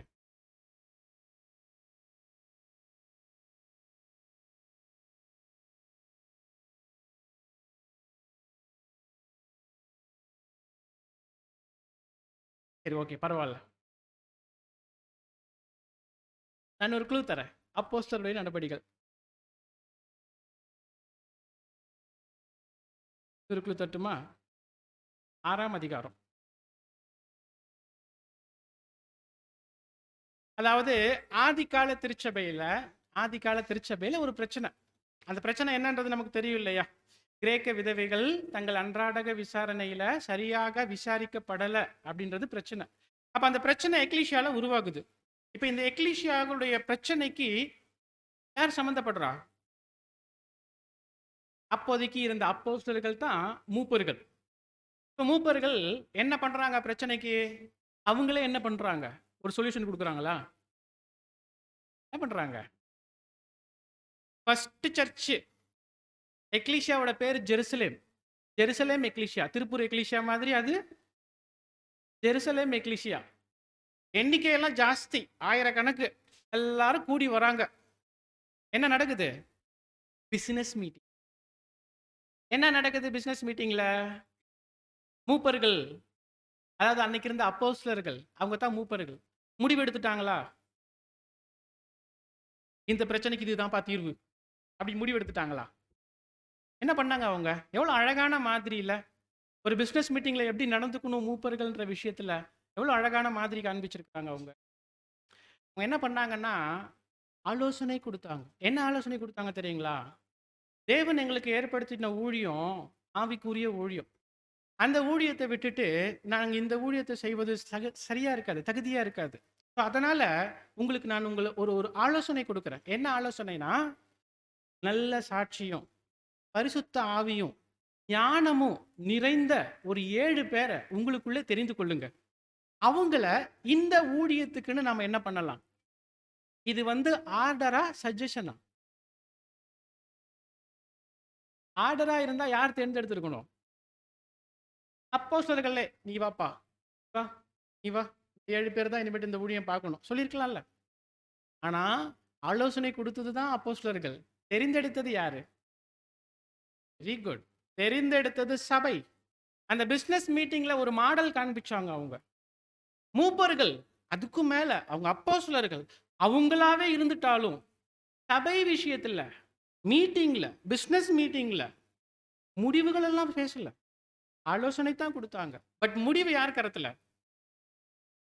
ஸ்தேவான், பிலிப்பு, தேர்ந்தெடுத்தது யாரு? சபை. சபை தான் அந்த 7 ஊழியக்காரர்களையும் என்ன பண்ணாங்கன்னா தேர்ந்தெடுத்தாங்க. ஸோ ரொம்ப அருமையான ரோல் மாடல் பிஸ்னஸ் மீட்டிங். நமக்கு இப்படித்தான் இருக்கணும் பிஸ்னஸ் மீட்டிங். மூப்பர்கள் ஆலோசனைகளை கொடுக்கலாம், ஆனா முடிவுகள் சபை தான். நான் சொல்லிட்ட இந்த கூடுகைகள் விஷயம் அனைத்திலுமே, மற்ற எல்லா விஷயங்கள் அனைத்திலுமே இதுல இன்னும் விதிவிலக்குகள் இருக்கு. ஒரு சில விஷயங்கள் எக்லீசியா ஆல்ரெடி ஒப்புதல் கொடுத்துருப்பாங்க மூப்பர்கிட்ட. இந்த விஷயத்தை நீங்களே முடிவு செஞ்சுக்கோங்க, இந்த விஷயத்தை நீங்களே பார்த்துக்கோங்க அப்படின்னு ஒப்புதல் கொடுக்கப்பட்ட விஷயத்துல மறுபடியும் எக்லீசியா கிட்ட கேட்க வேண்டிய அவசியம் இல்லை. நான் ஒரு எக்ஸாம்பிள் கொடுக்கட்டுமா? நம்ம எக்லீசியால எலெக்ஷன் வரும்போது எலெக்ஷனுக்கு யாரை கூப்பிடலாம், நாமினேஷனுக்கு யாரை கூப்பிடலாம், எலெக்ஷன் சப்ஜெக்ட்ஸ் யார் பண்ணா நல்லா இருக்கும் அப்படின்னு எக்லீசியாட்ட கேட்போம். எக்லீசியா என்ன பண்ணுவாங்கன்னா கரங்களை உயர்த்தி ஒரு ஒரு சகோதரனை சூஸ் பண்ணி தருவாங்க. இவர் நாமினேஷன் பண்ணட்டும், இவர் எலெக்ஷன் பண்ணட்டும், சப்ஜெக்ட்ஸ்க்கு இவங்களெல்லாம் பயன்படுத்திக்கலாம். இப்படி ஒரு காலம் வரைக்கும், அதாவது முந்தின வருடங்கள்ல எக்லீசியா சூஸ் பண்ணி கொடுத்தாங்க.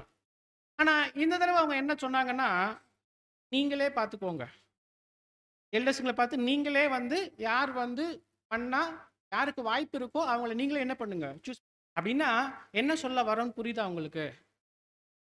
எக்லீசியாவா பார்த்து அந்த பொறுப்புகளை நீங்க செய்யுங்க என்று சொல்லும்போது அதை யார் செய்யலாம்? மூப்பர் செய்யலாம். பட் டிசிஷன் சபை, அவங்க தான் முடிவெடுக்கணும். எல்டரா பார்த்து எதுவும் என்ன பண்ண முடியாது, செய்ய முடியாது, செய்யவும் கூடாது. அன்பு சகோதர சகோதரிகளே, இந்த பாயிண்ட் பேசும்போது ஒரு எக்ஸ்ட்ரீம் போக வாய்ப்பு இருக்கு. புரியுதா உங்களுக்கு? போக வாய்ப்பு இருக்கு. அதாவது இப்போ எல்டர்ஸுங்கெல்லாம் ஏதாவது ஒரு சஜஷன் கொடுத்தா கூட, தானே பாடம் கேட்டீங்க, யார் தான் முடிவெடுக்கணும்? நாங்கள் தானே முடிவெடுக்கணும். நீங்கள் எப்படி அந்த முடிவு சொல்லலாம், நீங்கள் எப்படி அந்த விஷயத்த சொல்லலாம்? ஒரு எக்ஸ்ட்ரீம் போகிறது தெரியுதா உங்களுக்கு? அப்போ எல்டர்ஸுங்க எதுவுமே பேசக்கூடாதா? எல்டர்ஸுங்க எதுவுமே ஆலோசிக்க கூடாதா? எல்டர்ஸுங்க மீட்டிங்கே போடக்கூடாதா? பிரதர், எல்லாமே நாம தானே பிரதர் முடிவெடுக்கிறோம். அப்போ எல்டர்ஸ்களுக்குள்ள மீட்டிங் எதுக்கு பிரதர்? எல்டர்ஸுங்க எதுக்கு பிரதர் அவங்க மீட்டிங் போட்டு பேசணும் அப்படின்ற கேள்வி வருவதற்கு, கேட்பதற்கு வாய்ப்புகள் இருக்கு. ஏன்னா இந்த மாதிரி பிரச்சனைகள் எல்லாம் நடந்திருக்கு. அப்ப இதுக்கு என்ன ஆலோசனைகள் நம்ம பெற்றுக்கொள்ளலாம்? சகோதர ரசூலுடைய எழுத்துக்கள் தான் நமக்கு ஆலோசனை. பிசினஸ் மீட்டிங் எல்டர்ஸ்க்கான பவுண்டரி.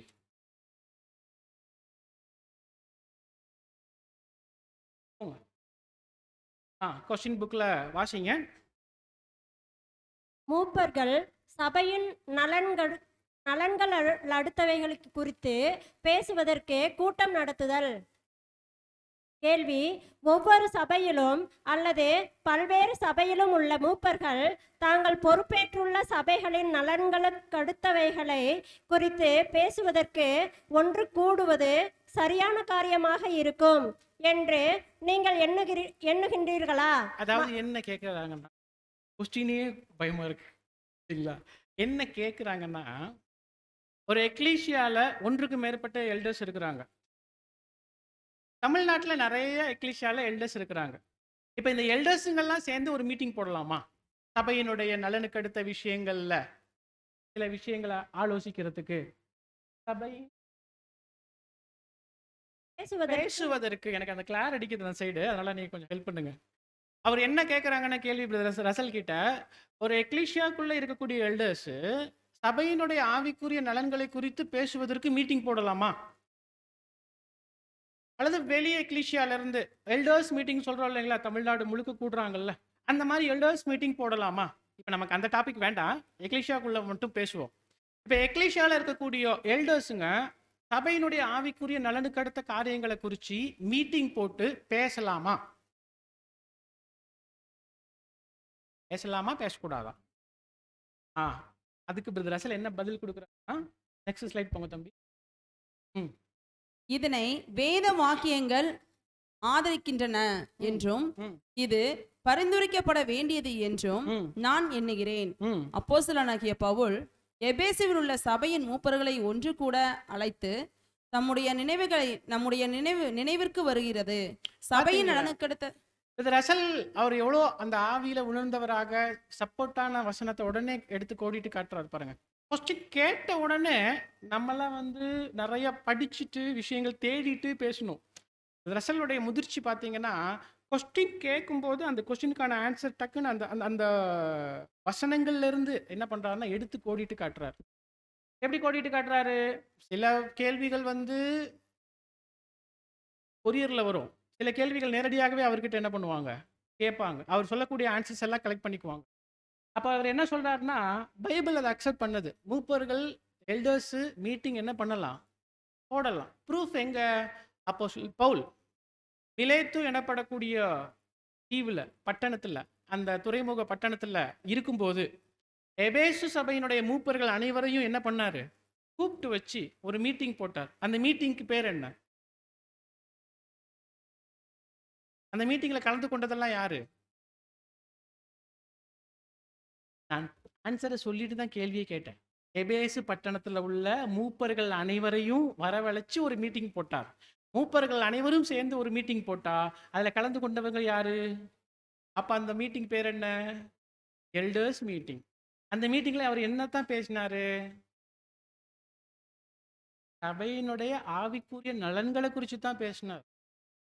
கவனமா இருங்க, உங்களை குறித்து எச்சரிக்கையா இருங்க, நான் போயிடுவேன்.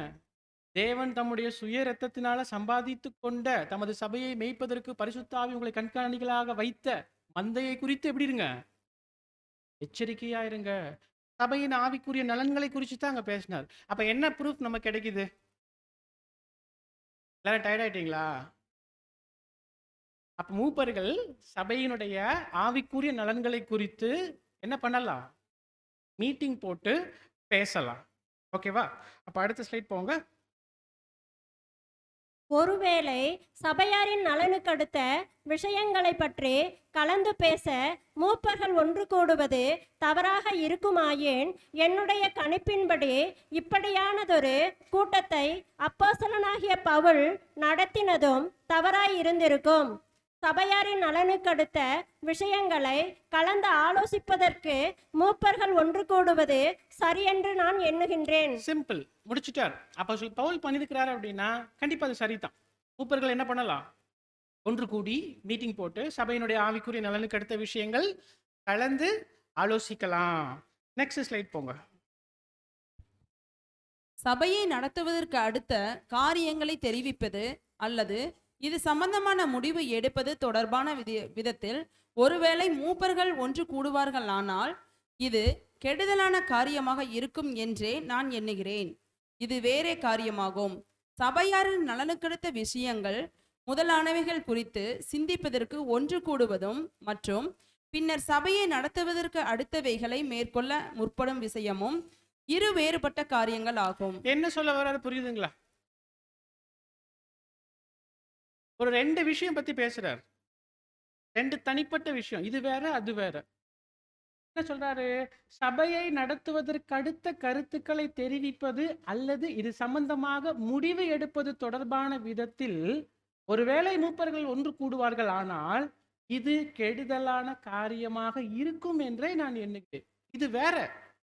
சபை மூப்பர்கள் ஒன்று கூடலாம், ஆனா ஒன்று கூடி என்ன பண்ணிடக்கூடாது? சபைக்கு இது இது நல்லது, இது பண்ணிடலாம், ஒரு முடிவை எடுத்துட்டு வந்து சபைக்கிட்ட சொல்றது, ஒரு முடிவை எடுத்துட்டு வந்து சபைக்கிட்ட இப்படி நாங்கள் யோசிச்சிருக்கிறோம், இதுவே பண்ணிடலாம் அப்படி சொல்லி சபைக்கிட்ட முடிவு தெரிவிக்கிறது, இது தப்பு அப்படின்னு. அப்போ எக்லீஷியால எல்டர்ஸ் மீட்டிங் போட்டாலும் முடிவு யார் எடுக்கணும்? அப்போ அவங்க என்ன செய்யணும்? கலந்து ஆலோசிக்கலாம். நன்மையான ஆக்சுவலாக எல்டர்ஸுங்க வேலை அதுதாங்க. எல்டர்ஸுங்க வேலை என்னன்னா சபையினுடைய ஆவிக்குரிய நலனுக்கு அடுத்த காரியங்கள்ல அக்கறை எடுக்கணும். அந்த அக்கறையில சபைக்கு தேவையான ஆவிக்குரிய நலனுக்கு அடுத்த விஷயங்களை சிந்திக்கணும். அதை சிந்திச்சு அவங்கள பலப்படுத்துவதற்கான கருத்துக்களை ஆலோசனை பண்ணி கொண்டு வந்து எக்லீஷியால என்ன பண்ணணும்? முடிவா அறிவிக்கணும், கருத்தா அறிவிக்கணும், ஆலோசனையா அறிவிக்கணும். முடிவு எடுத்துட்டு வந்து பேசக்கூடாது. கருத்துக்களையும் ஆலோசனைகளையும் நல்ல ஆலோசனைகளையும் கொண்டு வந்து தெரிவிக்கணும். ஆனா முடிவு யார் தான் எடுக்கணும்? ரசல் சொல்றார். ஸோ இது ரெண்டு விஷயம். சபையாரின் நலனுக்கு ஒன்று கூடுவதும் சிந்திப்பதற்கு ஒன்று கூடுறது தான் எல்டர்ஸ் மீட்டிங். அங்க அதை தான் செய்யணும். சிந்திக்கணும், ஆலோசிக்கணும், அதை கொண்டு வந்து சபை கிட்ட தெரியப்படுத்தணும். ஆனா என்ன பண்ணிடக்கூடாது? முடிவை எடுத்துடக்கூடாது என்பது தான் சகோதரர்களுடைய எழுத்துக்களா இருக்குது. அடுத்தது நெக்ஸ்ட் ஸ்லைட் போங்க பிரதர். மூப்பர்கள் ஒன்று கூடுவதற்கான வாய்ப்பு வருகின்றது. என வைத்துக் கொள்ளுங்கள். ம். மேலும் மூப்பர்களின் கணிப்பின்படி சபையாருக்கு நலமாயிருக்கும் ஏதோ ஒரு காரியத்தை அவர்கள் மனதில் வைத்திருக்கின்றார்கள் என வைத்துக் கொள்வோம்.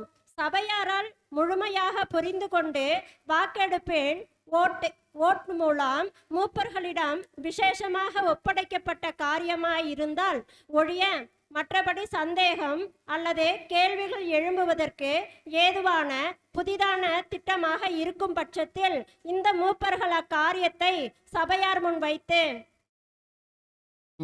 என்ன புரியுது உங்களுக்கு? என்ன சொல்ல வர்றாரு பிரதர் இந்த ஸ்லைடில்? தனியாக இந்த ஸ்லைடில் ஒவ்வொன்றையும் கேட்டு உங்ககிட்ட கேட்குறேன்னா நீங்கள் படிக்கணும். நீங்கள் முதல்ல அந்த எழுத்துக்களை புரியுதோ புரியலையோ முழுசாக படிக்கணும். படித்து அதில் என்ன சொல்ல வராருன்றதை ட்ரை பண்ணணும்.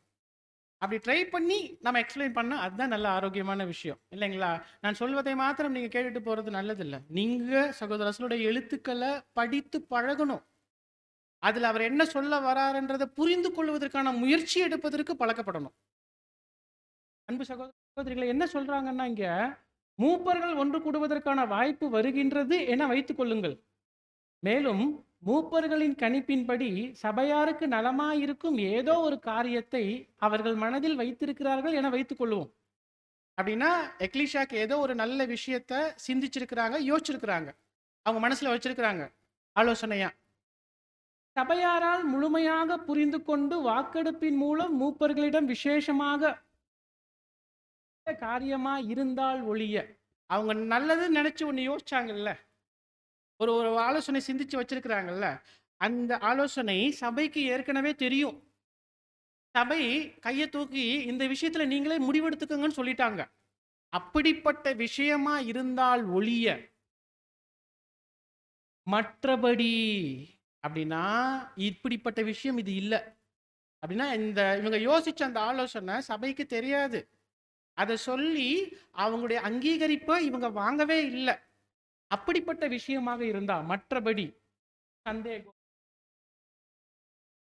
ஏதுவான புதிய திட்டமாக இருக்கும் காரியத்தை சபையார் முன்னாடி வைக்கணும். நான் பேசுறது புரியுதுங்களா உங்களுக்கு? என்ன சொல்ல வர்றாரு பிரதர் தெரியுது உங்களுக்கு? சபை கிட்ட ஏற்கனவே அங்கீகரிப்பு வாங்கின, கைகளை உயர்த்தி வாக்கெடுப்பின் மூலமாக அங்கீகரிக்கப்பட்ட, ஓட்டிங் மூலமா கொடுத்துட்டாங்க அதிகாரம். இந்த விஷயத்தை நீங்களே பார்த்துக்கோங்க பிரதர், நீங்களே முடிவெடுத்து பண்ணுங்க பிரதர் எக்லிஷாலன். அப்படிப்பட்ட விஷயத்தை தான் இவங்க இம்ப்ளிமெண்ட் பண்ண முடியுமே தவிர, கேள்வி எழுப்புற மாதிரி இது அவர் சொல்லவே இல்லையே, இது இவர் கேட்கவே இல்லையே, திடீர்னு எக்லிஷாலன் இதை பண்றாங்களே, அந்த மாதிரி கேள்வி எழுப்புற மாதிரியோ சந்தேகம் வர்ற மாதிரி, இது என்ன பாயிண்ட், இது அவருக்கு ஒண்ணுமே புரியல, இது ஏன் இப்படி பண்றாங்க, இந்த மாதிரி சந்தேகம் எழுப்பக்கூடிய விஷயத்துல புதிதான திட்டங்களாக இருக்கும் பட்சத்தில், அது நல்லதாகவே இருந்துட்டாலும், அது சரியான ஆலோசனைகளாகவே இருந்துட்டாலும், எல்டர்ஸுங்க என்ன பண்ணிடக்கூடாது, கிட்ட கேட்கணும், எக்லிஷா முன்னாடி வைக்கணும், எக்லிஷாவுடைய அங்கீகரிப்பு வாங்கணும். வாங்கித்தான் அந்த புதிதான காரியங்களை எக்லிஷியால இம்ப்ளிமெண்ட் பண்ணணும். இதுதான் ரசல் சொல்றார். அப்படின்னா இங்க வலியுறுத்தக்கூடிய கருத்து என்னன்னு புரியுதா உங்களுக்கு? நம்ம எந்த டாபிக் பார்த்துட்டு இருக்கிறோம்? Cottage meeting, business meet. இந்த பிஸ்னஸ் மீட்டிங்களுடைய தரம் புரியுதா இப்போ உங்களுக்கு? இந்த மீட்டிங்ல நம்ம என்ன பண்ணணும், எவ்வளவு முக்கியம்? இந்த மீட்டிங் தான் இருக்கக்கூடிய பக்தி விருத்திக்கு ஏதுவான எல்லா கூடுகைகளையும் ஆயத்தப்படுத்துவதற்கும் ஏற்படுத்துவதற்கும் புதிதான காரியங்களை இந்த எக்லிஷியாக்குள்ள இம்ப்ளிமெண்ட் பண்றதுக்கும் தேவையான கருத்துக்களை மூப்பர்கள் கிட்டையும் எக்லிஷியாவும் பரிமாறிக்கொள்ளக்கூடிய பிளாட்ஃபார்ம் அது. அன்பு சகோதர சகோதரிகளே, நெக்ஸ்ட் ஸ்லைட் போங்க. நாங்கள் சபையாரின் நலன் கருதி இப்படிப்பட்ட ஒரு காரியத்தை மனதில் கொண்டுள்ளோம். இப்பொழுது அதை உங்கள் முன் வைத்து இதற்காக உங்கள் வாக்கை கேட்கின்றோம் என பரிந்துரைப்பது சரியான மற்றும் தகுதியான வழிமுறையாக காணப்படும் என்று. அதாவது போன ஸ்லைடுடைய கண்டினியூஷன். சபை கிட்ட அதை முன் வச்சு அவங்க என்ன பண்ணணுமாமா, சபையாரின் நலன் கருதி நாங்கள் இப்படிப்பட்ட ஒரு கருத்தை மனசுல வச்சிருக்கிறோம், அதை உங்க முன்னாடி வைக்கிறோம், நீங்க இப்போ உங்களுடைய வாக்குகளை கொடுங்க, உங்களுடைய வாக்குகளின் அடிப்படையில தான் நாங்கள் அதை என்ன பண்ணுவோம், இம்ப்ளிமெண்ட் பண்ணுவோம் அப்படின்னு சபை கிட்ட கேட்பதே சரியான மற்றும் தகுதியான வழிமுறையாக காணப்படும் என்று கருதுகிறேன். லாஸ்ட் லைன் ரொம்ப முக்கியம். என்ன லைன் அது? இதுவே பாதுகாப்பான திட்டமாக இருக்கும். இதுதான் பாதுகாப்பான திட்டம். அப்படின்னா என்ன அர்த்தங்க? சேஃப். இதை தாண்டி நீங்க போனீங்கன்னா வெளியே அது அன்சேஃப். அன்சேஃப்னா என்ன அர்த்தம்? பிஸ்னஸ் மீட்டிங் சுமூகமாலாம் முடியாது. ஆமா, பிஸ்னஸ் மீட்டிங் சுமூகமா முடியணும்னா இந்த வழிமுறைகள் எல்லாம் என்ன பண்ணணும்? கையாளணும். இது பாதுகாப்பான மெத்தட். பிரதர் சொல்லி கொடுக்குறாரு பாருங்க. இது பாதுகாப்பான மெத்தட். இப்படி பண்ணுங்க. எக்லிஷியால ஒவ்வொரு விஷயத்தையும் இப்படி பண்ணுங்க. இது சேஃப் அண்ட் செக்யூர். இதை தாண்டி வெளியே போனீங்கன்னா எக்லிஷியா குழப்பங்களும் சண்டைகளும் கசப்புகளும் மன அமைதி இல்லாத நிலைமைக்கும் போவதற்கான வாய்ப்புகள் இருக்கு. சேஃப் ஜோன்ல இருந்து பழகுங்க. எது எழுத்துக்களின்படி இருக்கோ அதுக்குள்ள வளைந்து கொள்வதற்கு முயற்சி செய்யுங்க.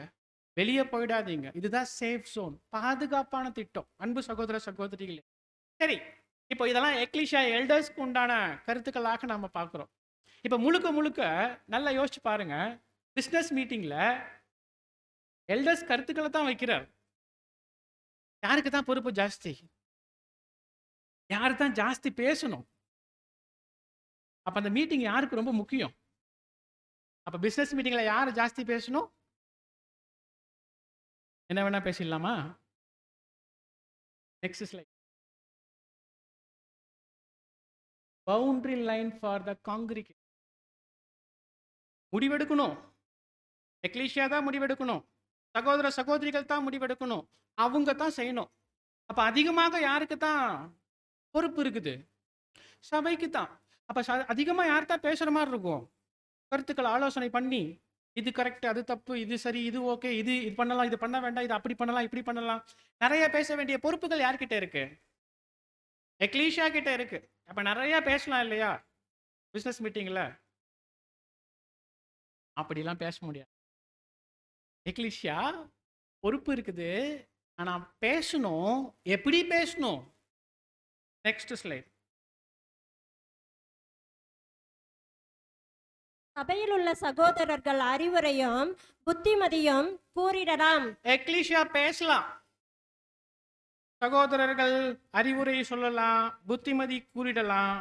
ஆனா பட் ஆனாலும் இதை செய்கையில் அவர்கள் தங்கள் சொந்த அபிப்பிராயங்களின்படி இல்லாமல் தேவனுடைய வாக்கியங்களின்படி பேசிடுவதற்கு எப்போதும் முயற்சித்திட வேண்டும். ரொம்ப ரொம்ப ரொம்ப ரொம்ப முக்கியமான பாயிண்ட்டுங்க இது. பிஸ்னஸ் மீட்டிங்ல பிரச்சனை உருவாகிறது, பிஸ்னஸ் மீட்டிங்ல சண்டை நடக்கிறது, பிஸ்னஸ் மீட்டிங்கு முடிவுக்குள்ளே வராம போறது எல்லாத்துக்கும் காரணம் இந்த பாயிண்ட் தான். இதுதான் சேஃப் ஜோன். பேசுங்க, ஆனா பேசினா எப்படி பேசணும்? பிஸ்னஸ் மீட்டிங்ல நீங்க ஒரு கருத்து தெரிவிக்கணுமா? எல்டர்ஸுங்க கண்டிப்பா கருத்து தெரிவிக்கிறாங்கன்னு வைங்களேன். எப்படி தான் தெரிவிப்பாங்க? ஆவிக்குரிய நலனுக்கு எடுத்த வேத சத்தியங்கள் ஆலோசனைகளை எடுத்து தான் இது நல்லா இருக்குன்னு வைப்பாங்க. அதனால தான் அவர்களுக்கு பேர் மூப்பர்கள். இப்போ காங்கிரிகேஷன் பேசணும். எப்படி வேணா பேசிடலாமா? மைக் எடுத்துட்டு அழகா சொல்றாரு பாருங்க. சொந்த அபிப்பிராயங்களின் படி இல்லாமல். இந்த ஒரு லைனை மனசுல எழுதி வச்சுக்கோங்க. பிசினஸ் மீட்டிங்ல பேசணுமா? மைக்க கையில எடுக்கிறீங்களா?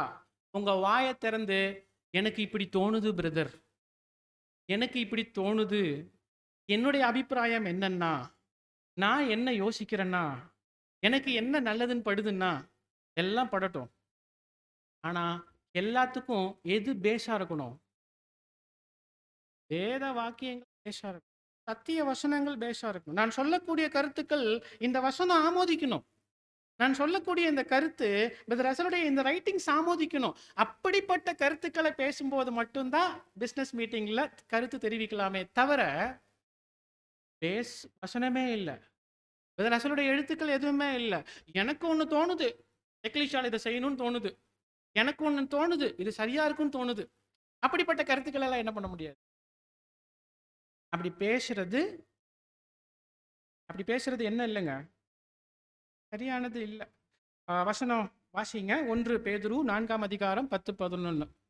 முடிச்சிடலாம். எல்லாமே ரொம்ப டயர்ட் ஆயிட்டீங்க, சீக்கிரம் முடிச்சிடலாம். 1 பேதுரு 4ஆம் அதிகாரம் 10-11.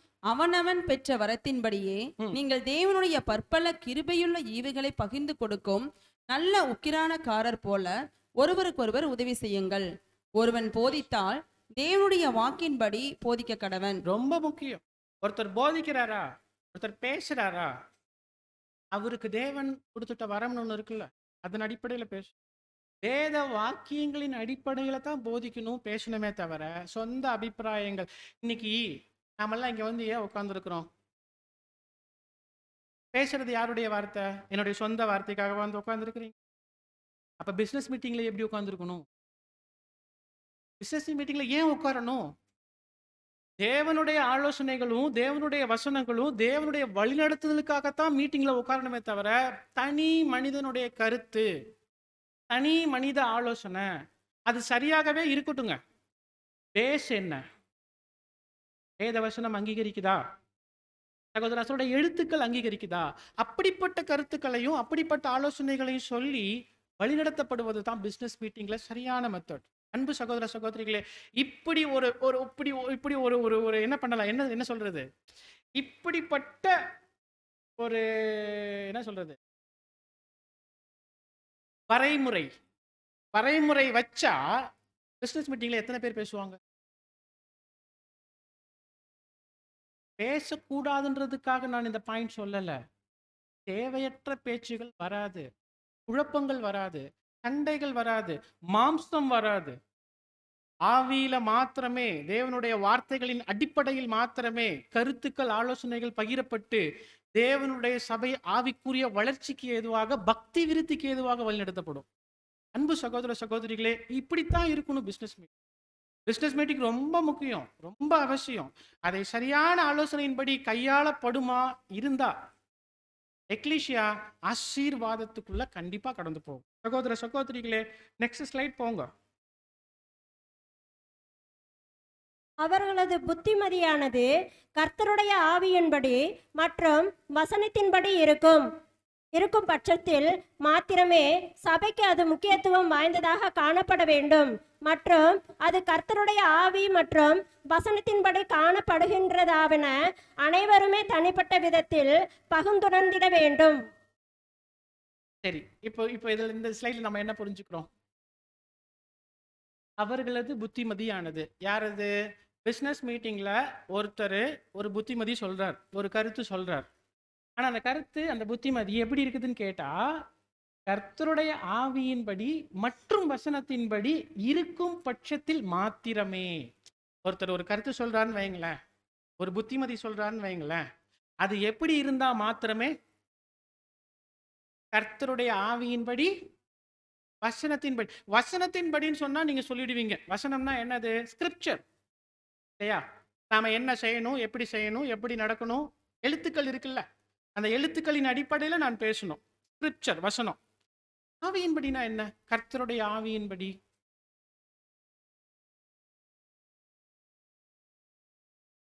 கர்த்தருடைய வசனம் மட்டும் சொல்லல, கர்த்தருடைய ஆவியின்படியும் வசனத்தின்படியும் இருந்தால் மாத்திரமே. அப்படி சொல்லப்படுது. இருந்தால் மாத்திரம் முக்கியத்துவம் வாய்ந்ததாக காணப்பட வேண்டும். கர்த்தருடைய ஆவி மற்றும்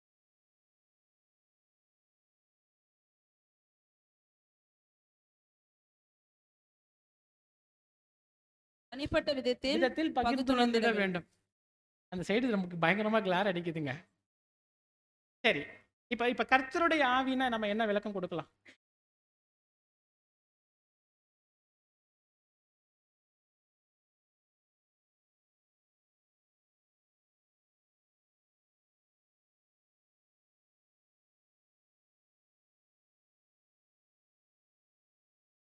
இந்த மாதிரி அமைதியா இருக்கிறது தான் கர்த்தருடைய, இல்லைங்களா? அதாவது சரியான புத்திமதி தான், கருத்து தான், வசனத்தான் சொல்லுது தான். ஆனா அதை எடுத்து சொல்லும்போது எப்படி இருக்கணும்? கர்த்தருடைய ஆவி என்பது கேரக்டர். ஆவியின் கனியோ என்னது வருது? அன்பு. ஆவியில வளர்றது அப்படின்னா என்ன அர்த்தம்? குணலட்சணங்கள் குணலட்சணங்கள் ரொம்ப முக்கியமான பாயிண்ட் இல்லையா? குணலட்சணங்கள். நம்ம சொல்லக்கூடிய கருத்துக்கள் அது நல்லது, அது சரியானது, அது ஸ்கிரிப்சர் இருந்துட்டாலும் சொல்லும்போது சொல்லுகிற விதம் என்பது கோவமா சொன்னா சின்ன வயசுல இருந்தே கத்துக்கிட்டோம்ல. ஏய் இப்படி பண்ணாதடா, அப்படி சொல்லு, என்னமா அடிக்க வர மிரட்டுற அப்படின்னா நம்ம எதை சொல்லும் போது எப்படி சொல்லணுன்றது சின்ன வயசுலயே கத்துக்கிட்டோம்ல. ஒரு கர்த்தருடைய பிள்ளை என்பவர்கள் தேவனுடைய வசனங்களுக்கு உண்டான ஆலோசனைகள் சொல்லுறாங்க அப்படின்னு சொன்னா அது சொல்லுகிற விதம் இருக்குல்ல. கர்த்தருடைய ஆவியில சொல்லணும். சொன்னா தான் என்ன பண்ண முடியும்? அதை ஏற்றுக்கொள்ள முடியும். கேட்கிறவங்க கூட எப்படிப்பட்ட நிலைமையில இருந்தா தான் அதை அங்கீகரிக்க முடியும். இது ரொம்ப பியூட்டி இல்ல? பேசுறவங்க மட்டும் பேசிட்டா பத்தாதுங்க. கேட்கிறவர் மாம்சத்துல இருந்தாருன்னா நீங்க என்னதான் ஆவியில சொன்னாலும், அன்புல சொன்னாலும், தாழ்மையில சொன்னாலும் அதெல்லாம் முடியாது. கேட்கிறவர் கூட எப்படி இருக்கணும்? கர்த்தருடைய ஆவியில இருந்து வசனத்தின் அடிப்படையில இருக்குதான்னு செக் பண்ணா தான் அங்கீகரிக்க முடியும். அப்ப பேசுகிறவரும் எப்படி பேசணும்? கர்த்தருடைய ஆவியில வசனத்தின் அடிப்படையில தங்களுடைய கருத்துக்கள் தெரியப்படுத்தணும். எக்லீசியாவும் கர்த்தருடைய ஆவியில இருந்து அந்த காரியங்களை கேட்கணும். வசனத்தின் அடிப்படையில இருக்குதான்னு செக் பண்ணணும். அப்படி செக் பண்ணி தான் அந்த கருத்துக்களை என்ன பண்ணணும்? பகுத்து உணர்ந்து அங்கீகரிக்கணும்ன்றார். அன்பு சகோதர சகோதரிகளே, எக்லீசியா அதை செய்யணும். மீட்டிங்ல இப்படித்தான் போகணும். நெக்ஸ்ட் ஸ்லைட் போங்க. அவர்களது புத்திமதியானது தேவ வசனத்தின் அடிப்படையில் காணப்படுகிறது என்றால், தேவ வசனத்தினுடைய கட்டளைகள் மற்றும் கற்பனைகளினிடத்தில் கவனத்தை திருப்புகிறது என்றால், அது சாந்தமான ஆவியில் அனைவராலும் கவனமாய் கருத்தில் எடுத்துக்கொள்ளப்பட வேண்டும். ஓகேவா? சாந்தம். கர்த்தர் எப்படிப்பட்ட ஆவியுடையவர்? நான் சாந்தமும் மனத்தாழ்மையுமா இருக்கிறேன். சாந்தம்னா என்னங்க?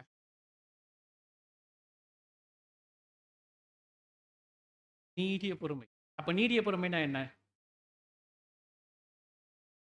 சாந்தம்னா நம்ம என்ன நினைக்கிறோம்?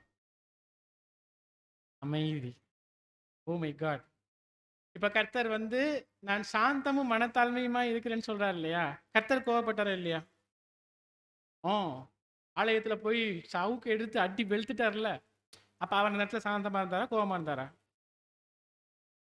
பூமியில உள்ள மனுஷங்கள்லயே சாந்த குணம் உள்ளவர்னு ஒருத்தர் பேர் வாங்கினாரு.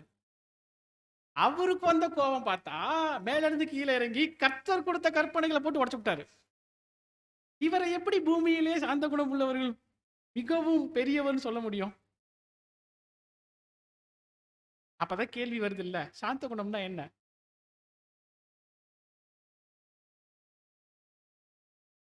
சாஃப்டா இருக்கிறது. அதாவது சாந்த குணம் கற்றுக்கொள்ளக்கூடிய மனப்பான், கற்றுக்கொள்ளக்கூடிய ஆவி. கர்த்தரேசு கர்த்தரேசு அவர் ஞானம் உள்ளவர், பரிபூர்ண ஞானம் உள்ளவர், பரிபூர்ண ஞானம் உள்ளவர். ஆனா அவர் சொல்றாரு, நான் சாந்தமும் மனத்தாழ்மையுமா இருக்கிறேன். அப்படின்னா என்ன அர்த்தம்னா, அவருக்குள்ள இருந்தது பரிபூர்ண ஞானம். ஆனா இந்த பூமியில அவர் வந்தப்ப தேவனுக்கு பிரியமா வாழணும்னா தன்னுடைய சொந்த பரிபூர்ண ஞானத்தை பயன்படுத்தவே கூடாதுன்னு முடிவெடுத்தார். அப்ப எப்படி தேவனுக்கு பிரியமா வாழ்றதுன்னு முடிவெடுத்தா, தேவனுடைய வசனங்கள் என்ன சொல்லுது, அவரை குறித்து பழைய ஏற்பாட்டுல தீர்க்க தரிசனங்கள் என்ன சொல்லுது, நியாய பிரமாணங்கள் என்ன சொல்லுது, கற்றுக்கொண்டார். கற்றுக்கொண்டார். அவர் ஒரு பரிபூர்ண ஞானம் உடையவர், மறந்துடாதீங்க. அவர் பிளான் போடலாம், தப்பாகாது, மறந்துடாதீங்க. ஆனா அவர் சாந்தம் உள்ளவர். எப்படின்னா, தன்னுடைய பரிபூர்ண ஞானத்தை எடுத்து மூட்டை கட்டி மூளையில வச்சுட்டு தேவனுடைய வார்த்தைகள் என்ன சொல்லுதோ அதை கற்றுக்கொண்டு அதன்படி வாழ முயற்சித்தார். இப்ப நீங்க நானெல்லாம் பரிபூர்ண ஞானம்லாம் இருக்கா? ஞானம்னு ஒண்ணு இருக்கா? எனக்கு இல்ல. அதனால நான் அதை பத்தி பேச முடியாது. நீங்க இருந்ததுன்னா சொல்லுங்க.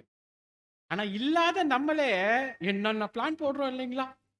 வசனம் எல்லாம் இருக்கட்டும் பிரதர், எனக்கு என்ன கரெக்ட்னு தோணுதுன்னா, இல்லாத ஒரு ஞானத்துல முடிவெடுக்கிறதுக்கு முயற்சி பண்றோம்.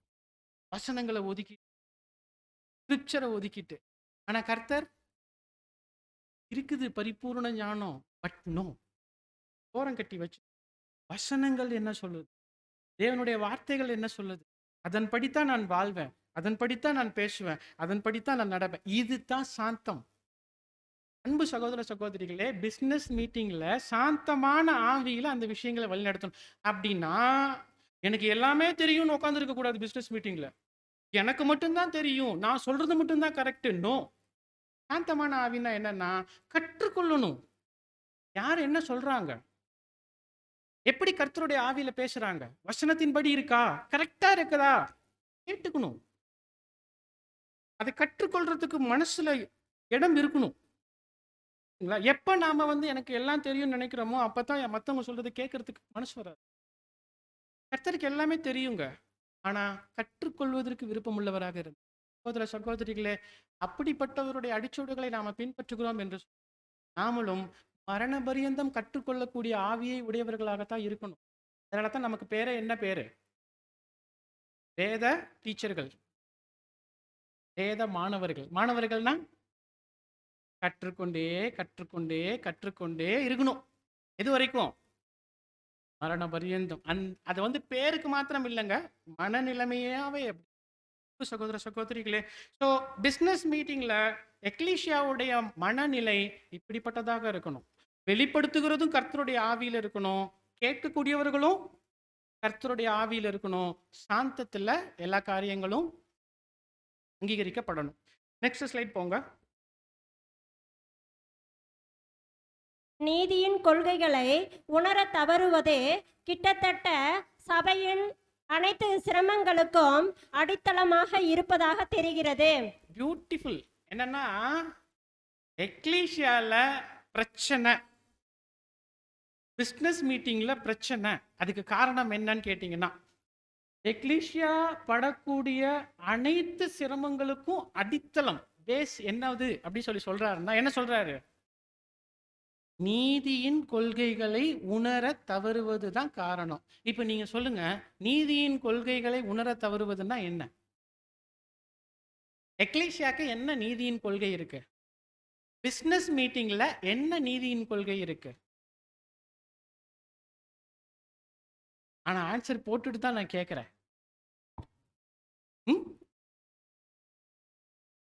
அடுத்த லைன் தான் ஆன்சர். அதுதான் நீதி. எக்லீஷியாவுக்கு பொறுத்த வரைக்கும் நீதி என்பது என்னன்னா, நீதியின் கொள்கை என்பது என்னன்னா, பெரும்பான்மை விதி என்பது நீதியின் தரமாகும். எக்லீஷியாவை பொறுத்த வரைக்கும் நீதியின் கொள்கைன்னா என்னன்னா, பெரும்பான்மை, பெரும்பான்மை விதி, அதுதான் நீதியின் தரம். என்ன புரியுது உங்களுக்கு பெரும்பான்மையின் விதி? பெரும்பான்மையானவர்கள் தான் சபையின் விவகாரங்களை ஒழுங்குபடுத்த அன்புடன் விரும்ப. அப்படின்னா என்ன அர்த்தம்? மெஜாரிட்டி ஒரு முடிவு எடுக்கிறாங்கன்னா மைனாரிட்டி என்ன பண்ணணும்? அங்கீகரிக்கணும். இது தாங்க ரூல். ஒரு எக்லீஷியா முடிவெடுக்கணும், மெஜாரிட்டி என்ன முடிவெடுக்கிறாங்களோ அதுக்கு முழு எக்லீஷியாவும் கட்டுப்படணும். இதுதான். இதை புரிஞ்சிக்கலன்னு வைங்களேன், அனைத்து பிரச்சனைகளுக்கும் அதுதான் அடித்தளம் அப்படின்னு சொல்றாரு பிரதர் ரசல். என்னது?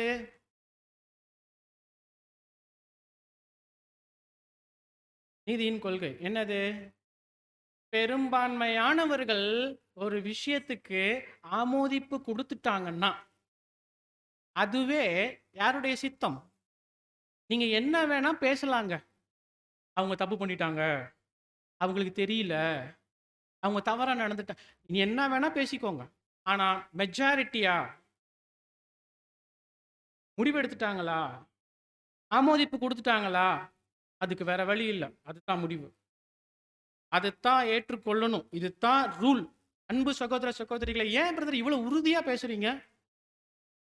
எக்லிஷியா தப்பு பண்ணாதா? பண்ணட்டும், ஆனா முடிவெடுத்தாச்சு இல்ல. ஏன் இவ்வளவு உறுதியா திடமா பேசுறீங்க? ஏன்னா வசனம் இருக்கு நமக்கு, எங்க 2 பேர் 3 பேர் என் நாமத்தினால கூடுறீங்களோ அங்க அவங்க மத்தியில நான் என்ன பண்ணுவேன்? 2 பேர் 3 பேர் கூடுனாலே அங்க வாசம் பண்றாரு கர்த்தரு, அங்க வாசம் பண்றாங்க தேவனு.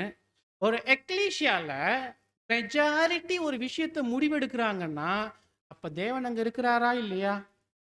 கர்த்தர் இயேசு அங்க இருக்கிறாங்களா இல்லையா? அவங்க மத்தியில தானே அந்த முடிவு ஏற்பாடு பண்ணப்பட்டிருக்கு. அப்ப அவங்களே அங்கீகரிக்கிறாங்கல்ல. ஏன் நம்மளால முடியல?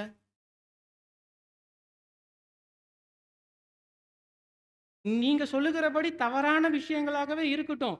தேவன் பார்க்குறாங்கல்ல. கர்த்தர் இயேசு பார்க்குறாங்கல்ல. அவங்க 2 பேருடைய சமூகத்துல மத்தியில தானே அந்த விஷயங்கள் முடிவாயிருக்கு. அப்ப அவங்களே அந்த விஷயத்த அங்கீகரிக்கிறாங்கல்ல. அங்கீகரிக்கிறாங்க மீன்ஸ் என்னன்னா அனுமதிக்கிறாங்கல்ல. அப்ப ஏன் நம்மளால முடியல?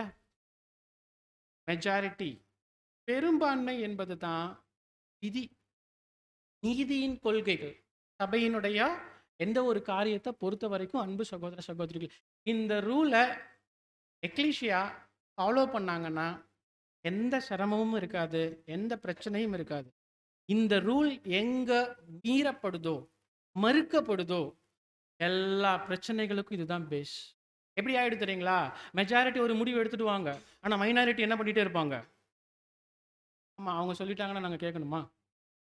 அதெல்லாம் முடியாது. என்னால அக்செப்ட் பண்ண முடியாது. என்னால ஏற்றுக்கொள்ள முடியாது. நான் அதுக்கு உடன்பட மாட்டேன். நான் அதை கேட்க மாட்டேன். நான் அப்படி நடந்துக்க மாட்டேன். நோ. மெஜாரிட்டி முடிவெடுத்திருக்கிறாங்க. சபை முடிவெடுத்திருக்கிறாங்க. இல்லையா? என்ன செய்யணும்? நம்ம அங்கீகரிக்கணும். மைனாரிட்டி அதை அங்கீகரிச்சுடணும். இதுதான் சபையில நீதியின் கொள்கையாக தேவன் வைத்திருக்கிறாங்க. நான் பேசுறதெல்லாம் புரியுதுங்களா? எந்த முடிவு எடுத்தாலும் சரி, அது எலெக்ஷனா இருந்துட்டாலும் சரி, வேற எந்த முடிவை நீங்க எடுத்தாலும் சரி, எக்லீசியாவை பொறுத்த வரைக்கும் நீதியின் கொள்கையை உணர தவறக்கூடாது. மெஜாரிட்டி தான் முடிவு, அங்கீகாரம் எடுக்கிறது சரியானது. அன்பு சகோதர சகோதரி, நீதி உள்ளவங்க அந்த முடிவை அக்செப்ட் பண்ணணும், ஏற்றுக்கொள்ளணும், அதுக்கு ஒத்துழைப்பு கொடுக்கணும். சரி, இப்போ ஃபைனலாக சில விஷயங்கள் பார்த்து முடிச்சிடலாம். ஒரு பொதுவான சில ஆலோசனைகள் மாத்திரம் நம்ம பார்த்துடலாம். வேகமாக பார்த்துட்டு போயிடலாம். நெக்ஸ்ட் ஸ்லைட் போங்க. அடுத்து படிங்க sister. ஆண்டவருடைய மக்கள் அவர்கள் சச்சரவுகளை உருவாக்குபவர்களாக அல்லாமல் பிசினஸ் மீட்டிங் பத்தி பேசும்போது இந்த வார்த்தைகள் எல்லாம் நமக்கு, நீங்க பிசினஸ் மீட்டிங் எப்பெல்லாம் கலந்து கொள்ள விருப்பம் இருக்கோ இந்த ஸ்லைட்ஸ் எல்லாம் வாசிச்சுட்டு போனா ரொம்ப ஆசீர்வாதமா இருக்கும். ஏன்னா என்ன சொல்றாரு, நம்மெல்லாம் ஆண்டவருடைய மக்கள் இல்லையா? நம்ம ஆண்டவருடைய மக்கள் என்னதான் செய்யணும், என்ன செய்யக்கூடாது, நம்ம எதை விரும்பணும், எதை விரும்பக்கூடாது. பிசினஸ் மீட்டிங்ல பேசுறதுக்கு முன்னாடி இந்த உணர்வு நம்ம கிட்ட இருக்கட்டும். நாம வந்து சண்டை போடக்கூடிய நபர்கள் கிடையாது. சச்சரவை ஏற்படுத்துறதுக்காக பேசக்கூடாது. நம்ம பேசினா என்ன வரணும்? சமாதானம் வரணும். நான் இந்த பிஸ்னஸ் மீட்டிங் குறித்து தியானிக்கும் போது பர்சனலாக எனக்கு வந்த தியானம் ஒரு என்னன்னா, சகோதர சகோதரிகளே, மற்ற கூடுகைகள் எல்லாம் பக்தி விருத்திக்குள்ள நம்மளை வளர்த்தெடுக்கப்படக்கூடிய கூடுகைகள். அது ஆராதனையா இருக்கட்டும், ஜப கூடுகையா இருக்கட்டும், எல்லா கூடுகைகளுமே எடுத்துக்கோங்களேன். ஆனா பிஸ்னஸ் மீட்டிங் மட்டும் எப்படி எனக்கு புரியுதுன்னா, நாம யாருன்னு நிரூபிக்கக்கூடிய கூடுகை. கர்த்தருடைய வளர்ச்சிக்குள்ள எந்த அளவுக்கு நான் முதிர்ச்சி அடைஞ்சிருக்கிறேன் என்பதை சபையாருக்கு முன்னாடி நான் என்னைய நிரூபிக்கக்கூடிய கூடுகையாக பார்க்கிறேன். அன்பு சகோதர சகோதரிகளே, ஒரு புத்திமதி, ஒரு கருத்து வருதா, அதை எந்த அளவுக்கு நாம வேத வசனங்களோடு ஒப்பிட்டு பார்க்கிறோம், அது சரியானது என்பதை வேத வசனங்களும் சகோதர ரேட்டிங்ஸை வச்சு ஒப்பிட்டு பார்க்கிறோம். எந்த அளவுக்கு என்கிட்ட முதிர்ச்சி இருக்கு, நான் ஒரு கருத்து சொல்லுகிறேன்னா அந்த கருத்து எந்த அளவுக்கு வேத வசனத்திலும் எழுத்துக்களிலேயும் அங்கீகரிப்பு கொடுக்கக்கூடியதாக இருக்குது. என்னுடைய தரம் வெளிப்படுது அதுல, என்னுடைய ஆவிக்குரிய முதிர்ச்சி வெளிப்படுது அதுல. அதே போலத்தான் எக்லீஷியாலையும் ஒரு எக்லீஷியா எந்த அளவுக்கு ஆவிக்குரிய முதிர்ச்சியில வளர்ந்துருக்கிறாங்க என்பதை பிசினஸ் மீட்டிங்ல பார்க்க முடியும். மற்ற மீட்டிங்ல எல்லாம் ஒண்ணுமே தெரியாதுங்க. வருவோம், பார்ப்போம், பேசுவோம், பாடம் கேட்போம், போயிடுவோம். வருவோம், படிப்போம், பேசுவோம், போயிடுவோம். வருவோம், சாட்சி சொல்லுவோம், போயிடுவோம். வருவோம், ஜெபிப்போம், போயிடுவோம். ஆனா நான் யாருன்றதை எங்க நிரூபிக்க முடியும்? பிஸ்னஸ் மீட்டிங்ல என்னுடைய ஆவிக்குரிய வளர்ச்சி என்ன என்பதை நான் நிர்ணயித்து காட்ட முடியும் எக்லிஷியா முன்னாடியே. என்னிடத்திலிருந்து வெளிப்படக்கூடிய கருத்துக்கள், என்னிடத்திலிருந்து வெளிப்படக்கூடிய வார்த்தைகள், நான் மற்றவர்களுடைய கருத்தை ஏற்றுக்கொள்ளக்கூடிய விஷயத்துல காணப்படக்கூடிய உண்மைத்தன்மை, நேர்மைத்தன்மை, கற்றுக்கொள்ளக்கூடிய மனப்பான்மை எனக்கு இருக்குதா என்பதை நான் வெளிப்படுத்தக்கூடிய தருணம் அது. அன்பு சகோதர சகோதரிகளை, பிசினஸ் மீட்டிங் எவ்வளவு சீரியஸ், எவ்வளவு முக்கியம் பாருங்க. எந்த அளவுக்கு ஆவிக்குரிய வளர்ச்சியில வளர்ந்துருக்கிறோம், முதிர்ச்சி அடைஞ்சிருக்கிறோன்றதை காட்டலாம், அழகா காட்டலாம். தேவையில்லாத வார்த்தைகள் பேசுறதுக்கெல்லாம் வாய்ப்பு இருக்குங்க அங்க. அதுலயே நம்ம தெரிஞ்சிடும் நம்ம எந்த அளவுக்கு வளர்ந்துருக்கிறோம். நல்ல மீட்டிங்ல இனிமே மிஸ் பண்ணக்கூடாதுல்ல. நெக்ஸ்ட் ஸ்லைட் போங்க. அடிக்கடி செய்யும் தவறு. அடிக்கடி பிசினஸ் மீட்டிங்ல நடக்கக்கூடிய தப்பு என்ன சொல்றாரு? நாம் நமது பகுத்துணர்தலை பயன்படுத்தி மற்றும் அதன்படி செயல்படுவதோடு நம்முடைய பொறுப்பு நிறைவடைகின்றது என்பதை மறந்து போய் ஒரு விஷயத்த அடிக்கடி நாம மறந்துடுறோன்றாரு. என்ன மறந்துடுறோம்? எந்த விஷயத்தை மறந்துடுறோம்? முழு பொறுப்பும் நாம் நமது பகுத்துணர்தலை பயன்படுத்தி மற்றும் அதன்படி செயல்படுவதோடு நம்முடைய பொறுப்பு நிறைவு என்பதை மறந்து போய். அப்படின்னா என்ன சொல்ல வர்றாருன்னா, பிசினஸ் மீட்டிங் கருத்துக்கள் சொல்லக்கூடிய வாய்ப்பு என்கிட்ட வருது. நான் சத்தியத்தின்படி ஆலோசனை பண்ணி எனக்கு தேவன் கொடுத்த ஆவியில ஒரு கருத்தை நான் என்ன பண்றேன், எக்லிஷியா கிட்ட வைக்கிறேன். ஓகேவா? ஆனா அந்த கருத்து நல்ல கருத்து, சத்தியத்தின்படியான கருத்து, ஆவியின்படி தான் வைக்கிறேன். சரியானது, ஆவியின்படி தான் வைக்கிறேன். நல்ல கருத்து, பிரயோஜனமான கருத்து. அதோட என் பொறுப்பு என்ன ஆயிடுச்சு? முடிச்சு, ஃபுல் ஸ்டாப் வச்சாச்சு. அதை அங்கீகரிப்பதும் அதை நிராகரிப்பதும் அதை குறித்து முடிவெடுப்பதும் யாருடைய பொறுப்பு? அவ்வளவுதான். நம்ம லிமிட் அதுதாங்க. நல்ல விஷயமாவே இருக்கட்டும், கரெக்டாவே இருக்கட்டும், சொல்லிட்டீங்களா, வச்சிட்டீங்களா, சாந்தமா வச்சிங்களா, அமைதியா விட்டுடுங்க. அவங்க நிராகரிச்சிட்டாலும் ஏற்றுக்கொண்டாலும் அது யாருடைய முடிவா இருக்கணும்? சபையினுடைய முடிவாக மட்டுமே இருக்கணும். ஒருவேளை ஏற்றுக்கொள்ளப்படலை, நிராகரிக்கப்படலைன்னா என்ன பண்ணக்கூடாது? நம்ம என்ன பண்ணுவோம் தெரியுங்களா? போராடுவோம். போட்டு வெளியில போராடலைனாலும் உள்ளுக்குள்ள மனசு என்ன ஆகும் தெரியுங்களா? அப்படியே குமுறும். ஐயோ, நான் சொன்ன கருத்து நல்ல கருத்தாச்சு, கேட்க மாட்டேன்றாங்களே பிரதர், நீங்க பேசுங்க, நான் சொன்னதை பத்தி பேசுங்க, நீங்க பேசுங்க அப்படின்லாம் இந்த மாதிரிலாம் என்ன பண்ணுவோம்? பட் அப்படிலாம் செய்யக்கூடாது. நாம ஒரு விஷயத்தை மறந்துடுறோன்றாரு. இப்படி பண்றது நம்ம என்ன மறந்து போய் பண்றோம் தெரியுங்களா? அடுத்த லைன். முழு பொறுப்பும் நம் மீதுதான் காணப்படுகின்றது என்று எண்ணுவது நாம் அடிக்கடி செய்யும் தவறாய் இருக்கின்றது. நாம என்ன மறந்து போயிடுறோம் தெரியுங்களா? என்னமோ எக்லிஷாவே தேவன் நம்ம தலைமையில தான் தூக்கி வச்சுட்டாரு, நாம சுமக்கலன்னா இந்த எக்லிஷா கீழே விழுந்துடும், முழு பொறுப்பும் யார் தலையில தான் இருக்கு? என் தலையில தான் இருக்கு. மந்தை யாருடையது? கைப்பர் யாரு? கர்த்தர் இயேசு. நாம யாரு? அவருக்கு கீழே இருக்கக்கூடிய அண்டர் ஷெப்பர்டு சொல்லலாம், இல்லாட்டி ஆடுகள்னு சொல்லலாம். பொறுப்பு யாருது? தேவன் இருக்கிறாங்க, கர்த்தர் இயேசு இருக்கிறாங்க இல்லையா? நம்ம லிமிட் என்னன்னா, நமக்கு வரக்கூடிய நல்ல கருத்துக்களை பிசினஸ் மீட்டிங்ல சொல்லிட்டு அமைதியா விட்டுடணும். எக்லிஷியா முடிவெடுத்து அங்கீகரிச்சாங்கன்னா ஓகே, முடிவெடுக்கலனாலும் விட்டுடலாம், தேவன் பார்த்துக்குவாங்க. பட் என்ன மறந்துடுறோம்னா, தேவன் இருக்கிறாங்க, கர்த்தர் இயேசு இருக்கிறாங்க, அவங்கள தாண்டி எனக்கு எந்த பொறுப்பும் இல்லை அப்படின்றத மறந்து போய் நம்ம மேல தான் முழு பொறுப்பு இருக்கிறதாக நம்ம நினைச்சுக்கிட்டு நம்ம என்ன பண்ணிட்டு இருக்கிறோம்? அடிக்கடி அடிக்கடி அடிக்கடி அடிக்கடி சொன்ன விஷயத்தை வலியுறுத்துறோம், எம்பசைஸ் பண்ணுவோம். அதாவது எப்படியாவது எக்லிஷியாக்குள்ள உண்டு பண்ணிடணும்னு சொல்லி என்ன பண்ணுவோம்? பிரயாசம் எடுப்பணும். அப்படி செய்ய வேண்டாம். அது செய்வது நம்ம செய்யற தப்பு. அது நம்ம அடிக்கடி செய்யறது. இது தாங்க நம்முடைய குண லட்சணங்கள் எந்த அளவுக்கு நாம வளர்க்கிறோம் என்பதற்கு ஒரு ப்ரூஃப். மாம்சம் இருக்குல்ல, நம்மளை போட்டு பிச்சு எடுக்கும். நல்ல விஷயத்தை தான் சொல்ற, ஆனா கேட்க மாட்டேன்றாங்க. மாம்சத்தை எந்த அளவுக்கு கட்டுப்படுத்துறோம் என்பதற்கான தருணம் அதெல்லாம். கட்டி போடணும், வேத வசனங்களுக்கு இசைவாக கட்டி போடணும். மாம்சீக உணர்வுகள் எழும்பி வரும்போது தலையில தட்டி அமுக்கணும். கீழே பேசுறது ரொம்ப ஈஸியா இருக்கும், ஆனா ப்ராக்டிக்கலா போகும்போது ரொம்ப பெயின் இருக்கும், வலி இருக்கும். போராட்டி தான் நம்மளை சாந்தப்படுத்துற மாதிரி இருக்கும். சில நேரங்கள் அந்த நாள் ஃபுல்லாவே அப்செட்டா இருப்போம், ஆனா கொஞ்சம் கொஞ்சமா தயாராகும். நான் இப்படி இருக்கக்கூடாது, தப்புறது தப்பு. அந்த அந்த ரெக்கவர் ஆகிற டைம் இருக்குல்ல, அது சீக்கிரம் நடக்கணும். உடனடியாக ஆவிக்குள்ளவர்களாக மாறிடணும். மாம்சம் வரத்தான் செய்யும், ஆவிக்குள்ளவர்களாக மாறிடணும். புரிஞ்சுக்கணும். ஸ்கிரிப்சர் இதுதான், சத்தியம் இதுதான், இப்படித்தான் நான் செய்யணும். இதுக்கு மேல என் மாம்சத்துக்கு நான் இடம் கொடுக்க கூடாது, கீழ்ப்படியணும். நெக்ஸ்ட் ஸ்லைட் போங்க.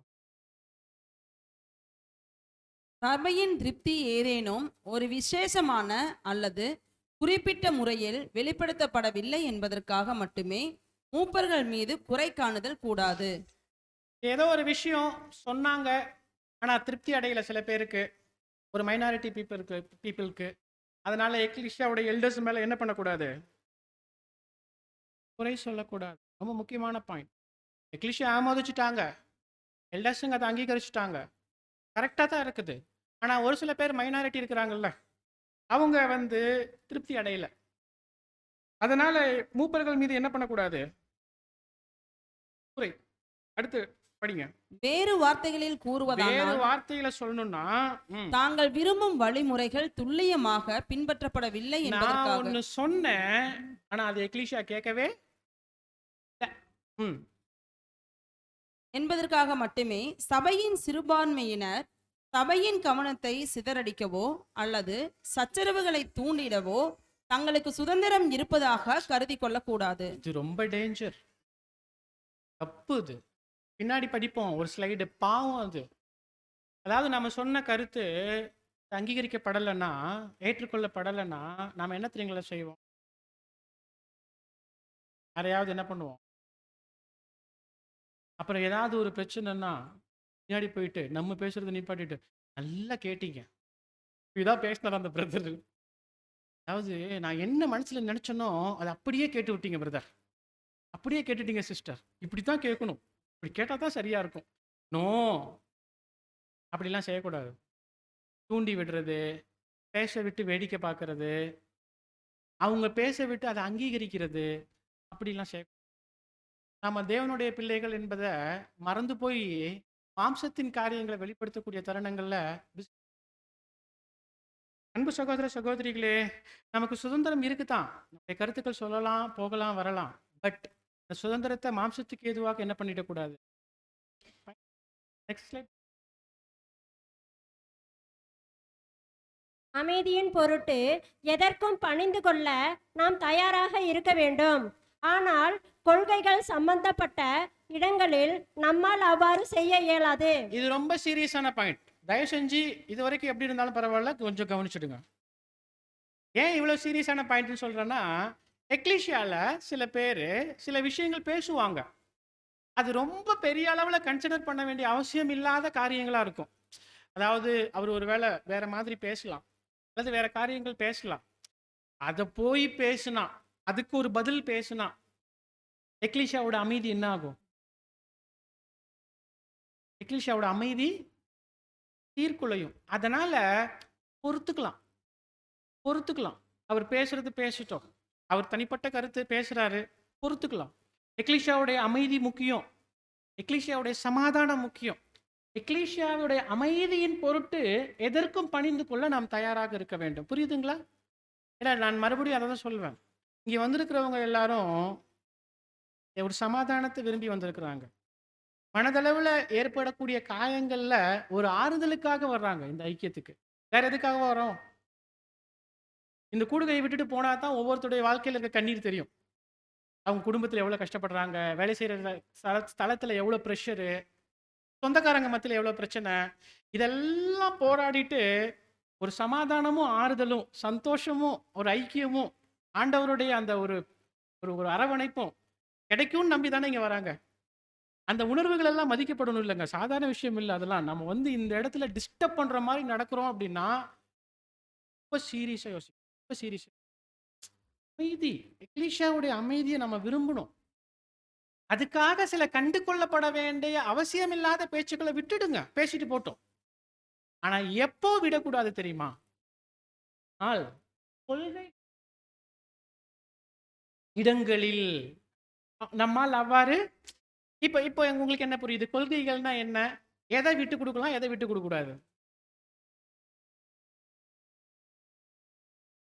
ட்ரூத்னு வந்துட்டா, டாக்டரின் வந்துட்டா, சத்தியம்னு வந்துட்டா, நோ காம்ப்ரமைஸ், பேசித்தான் ஆகணும். அதுலலாம் நோ சமரசம். புரியுது இல்லைங்களா? ஆனா பலவீனம். தப்பா பேசிட்டாரு. ஏதோ பேசிட்டாரு. ட்ரூத்துக்கு எதிரெல்லாம் இல்ல. மாம்ச பலவீனத்துல பேசிட்டார். பரவால்ல. எக்லிஷியா அமைதி முக்கியம். சமாதானம் முக்கியம். அவர் பேசிட்டு போகட்டும், விட்டுடலாம். ஆனா ட்ரூத்துக்கு எகென்ஸ்டா ஒருத்தர் பேசுறாரா? டாக்ட்ரினுக்கு ஆப்போசிட்டா பேசுறாரா? சத்தியத்துக்கு எதிரா பேசுறாரா? டிவைன் பிளானுக்கு ஆப்போசிட்டா? அப்போ நம்ம அமைதியெல்லாம் என்ன பண்ண வேண்டாம். எக்லிஷியால, பிசினஸ் மீட்டிங்ல காட்ட வேண்டாம். அப்ப என்ன செய்யணும் பிரதர்? பேசணும். எப்படித்தான் பேசணும்? அவர் பேசுன மாதிரி பேசக்கூடாது. சாந்தத்தின் ஆவியில பேசாம இருக்கக்கூடாது. தான் பாயிண்ட். அன்பு சகோதர சகோதரிகளே, நெக்ஸ்ட் ஸ்லைட் போங்க. ஒழுங்கற்றவர்களை அவர்கள் செல்லும் தவறான பாதையில் ஆறுதல் படுத்தவோ ஆதரிக்கவோ அல்லது ஊக்குவிக்கவோ கூடாது. மாறாக தேவன் ஒழுங்கின் தேவன் என்பதை அவர்களுக்கு கனிவுடனும் அன்புடனும் எடுத்துரைத்து அவர்களை அறிவுறுத்த வேண்டும். இந்த ஸ்லைடு வாசிக்கும் போது ஒரு சகோதரன் எக்ஸ்பிளைன் கொடுத்தாரு, நல்லா கொடுத்தாரு. அது நான் அப்படியே கொடுக்கணும்னு ஆசைப்படுறேன். வந்திருக்கிற நாம அனைவருமே எப்படிப்பட்டவங்க தெரியுங்களா? குறைவுள்ளவர்கள் தான். இந்த ஒழுங்கற்றவர்கள் சொல்லக்கூடிய வார்த்தைக்கு அர்த்தம் என்னன்னா, தப்பா யோசிக்க வேண்டாம். பிசினஸ் மீட்டிங்ல இப்படித்தான் பேசணும், இப்படித்தான் நடந்துக்கணும், இப்படித்தான் செய்யணும் தெரியும். ஆனா அதை மீறி செயல்பட்டு அதுக்கு பேர் தான் என்னது? ஒழுங்கு இல்லாம செய்யறது.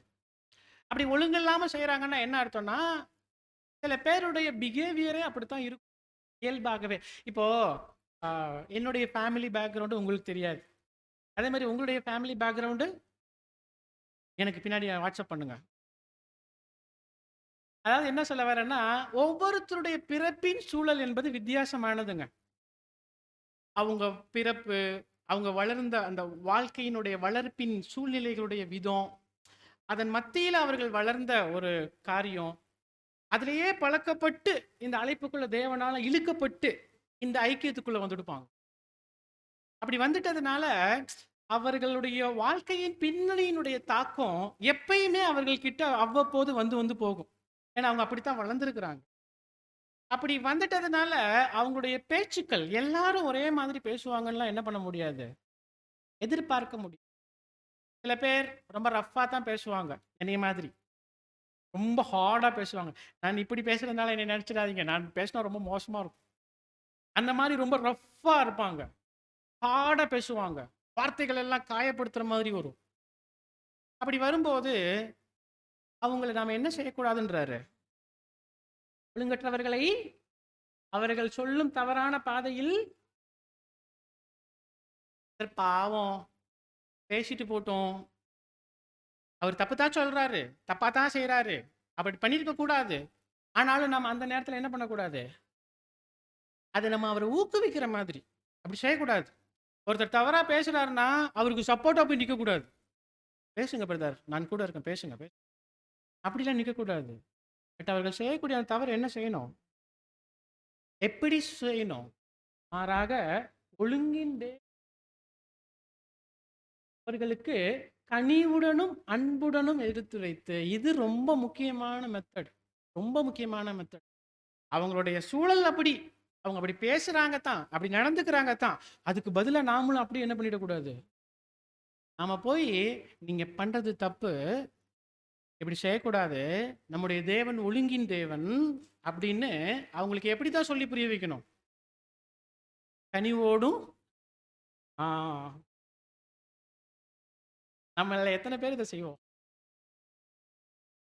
நமக்கெல்லாம் ஒரு லிமிட்டேஷன் இருக்குல்ல சார், குறிப்பிட்ட நேரம் வரைக்கும் தான் என்னால் இப்படி பேச முடியும், ஸ்டேஜை தாண்டிட்டீங்க அப்படிலாம் நமக்கு ஒரு வட்டம் கிடையாதுங்க. அப்படிலாம் நமக்கு ஒரு வரையறை கிடையாது, ஒரு எல்லை கிடையாது. முழுசா விடணும், முழுசா சுயத்தை மறிக்கணும். இது வரைக்கும் தான் பொறுமையா இருப்பேன், இதுக்கு மேல பொறுமையா இருக்க, அதெல்லாம் அங்க எப்பயுமே எப்படித்தான் இருக்கணும். கஷ்டம்தான், ஆரம்பத்தில் கஷ்டமா தான் இருக்கும். ஆனா இந்த பாதையில நுழைஞ்சி அநேக அனுபவங்களுக்குள்ள தேவன் நம்மளை அனுமதிக்கும் போது அந்த குணங்கள் என்ன ஆயிடும்? ஆட்டோமேட்டிக்கா தன்மைகளை தேவன் நமக்குள்ள உருவாக்க ஆரம்பிச்சு, இந்த தன்மைகளின் அடிப்படையில தான் சில நேரங்கள் நம்முடைய அன்பு சகோதரர்கள் மத்தியில சில விஷயங்கள் வித்தியாசங்கள்லாம் பார்க்க முடியும். இதெல்லாம் ரொம்ப நம்ம பண்றது தப்புதான்றது தெரிஞ்சிட்டாலும் ரொம்ப அன்பு காண்பிப்பாங்க. தப்புன்னு சொல்லுவாங்க, பட் ஆனால் அந்த கனிவு, அந்த அன்பு, அதெல்லாம் அந்த வார்த்தைகளில் நம்மளால் என்ன பண்ண முடியும்? பார்க்க முடியும். அப்படித்தான் நம்ம இருக்கணும். நம்மளும் அப்படித்தான் செய்யணும். பிஸ்னஸ் மீட்டிங்கில் இப்படி இருக்கும்போது சொல்லணும், ஊக்குவிக்கக்கூடாது. ஆனால் அந்த ஒழுங்கை குறித்து பேசும்போது கூட எப்படி பேசணும்? கனிவோடு, பண்பு. மாறாக பிஸ்னஸ் மீட்டிங் சண்டை போடுற இடம் கிடையாது. Next slide. மேலும் தேவனுடைய வார்த்தையில் வெளிப்படுத்தப்பட்டுள்ளதும் தாம் சார்ந்திருக்கும் சபையினரால் பொதுவாக புரிந்து கொள்ளப்பட்டுள்ளதுமான தெய்வீக விதிமுறைகளை அச்சபையில் ஒன்று அல்லது அதற்கு மேற்பட்ட உறுப்பினர்கள் மீறுவதற்கு அனுமதிப்பது அச்சபையினரை பொறுத்தவரை ஒரு பாவ செயலாகவே அமையும் என்பதை அவர்களுக்கு தெளிவு. புரியுதுங்களா? இந்த ஸ்லைட் நீங்களே விளக்கம் கொடுங்க பார்க்கலாம். தேவனுடைய வார்த்தையில் வெளிப்படுத்தப்பட்டுள்ளதும் நாம் சார்ந்திருக்கும் சபையினரால் பொதுவாக புரிந்து கொள்ளப்பட்டுள்ளதுமான தெய்வீக விதிமுறைகளை அச்சபையில் உள்ள ஒருத்தரோ அல்லது ஒருத்தருக்கு மேற்பட்ட உறுப்பினரோ மீறுறதுக்கு எக்லீசியா அனுமதிச்சா அது என்னது? சீரியஸ். பிஸ்னஸ் மீட்டிங்கில் ரொம்ப சீரியஸாக இருக்கணும்.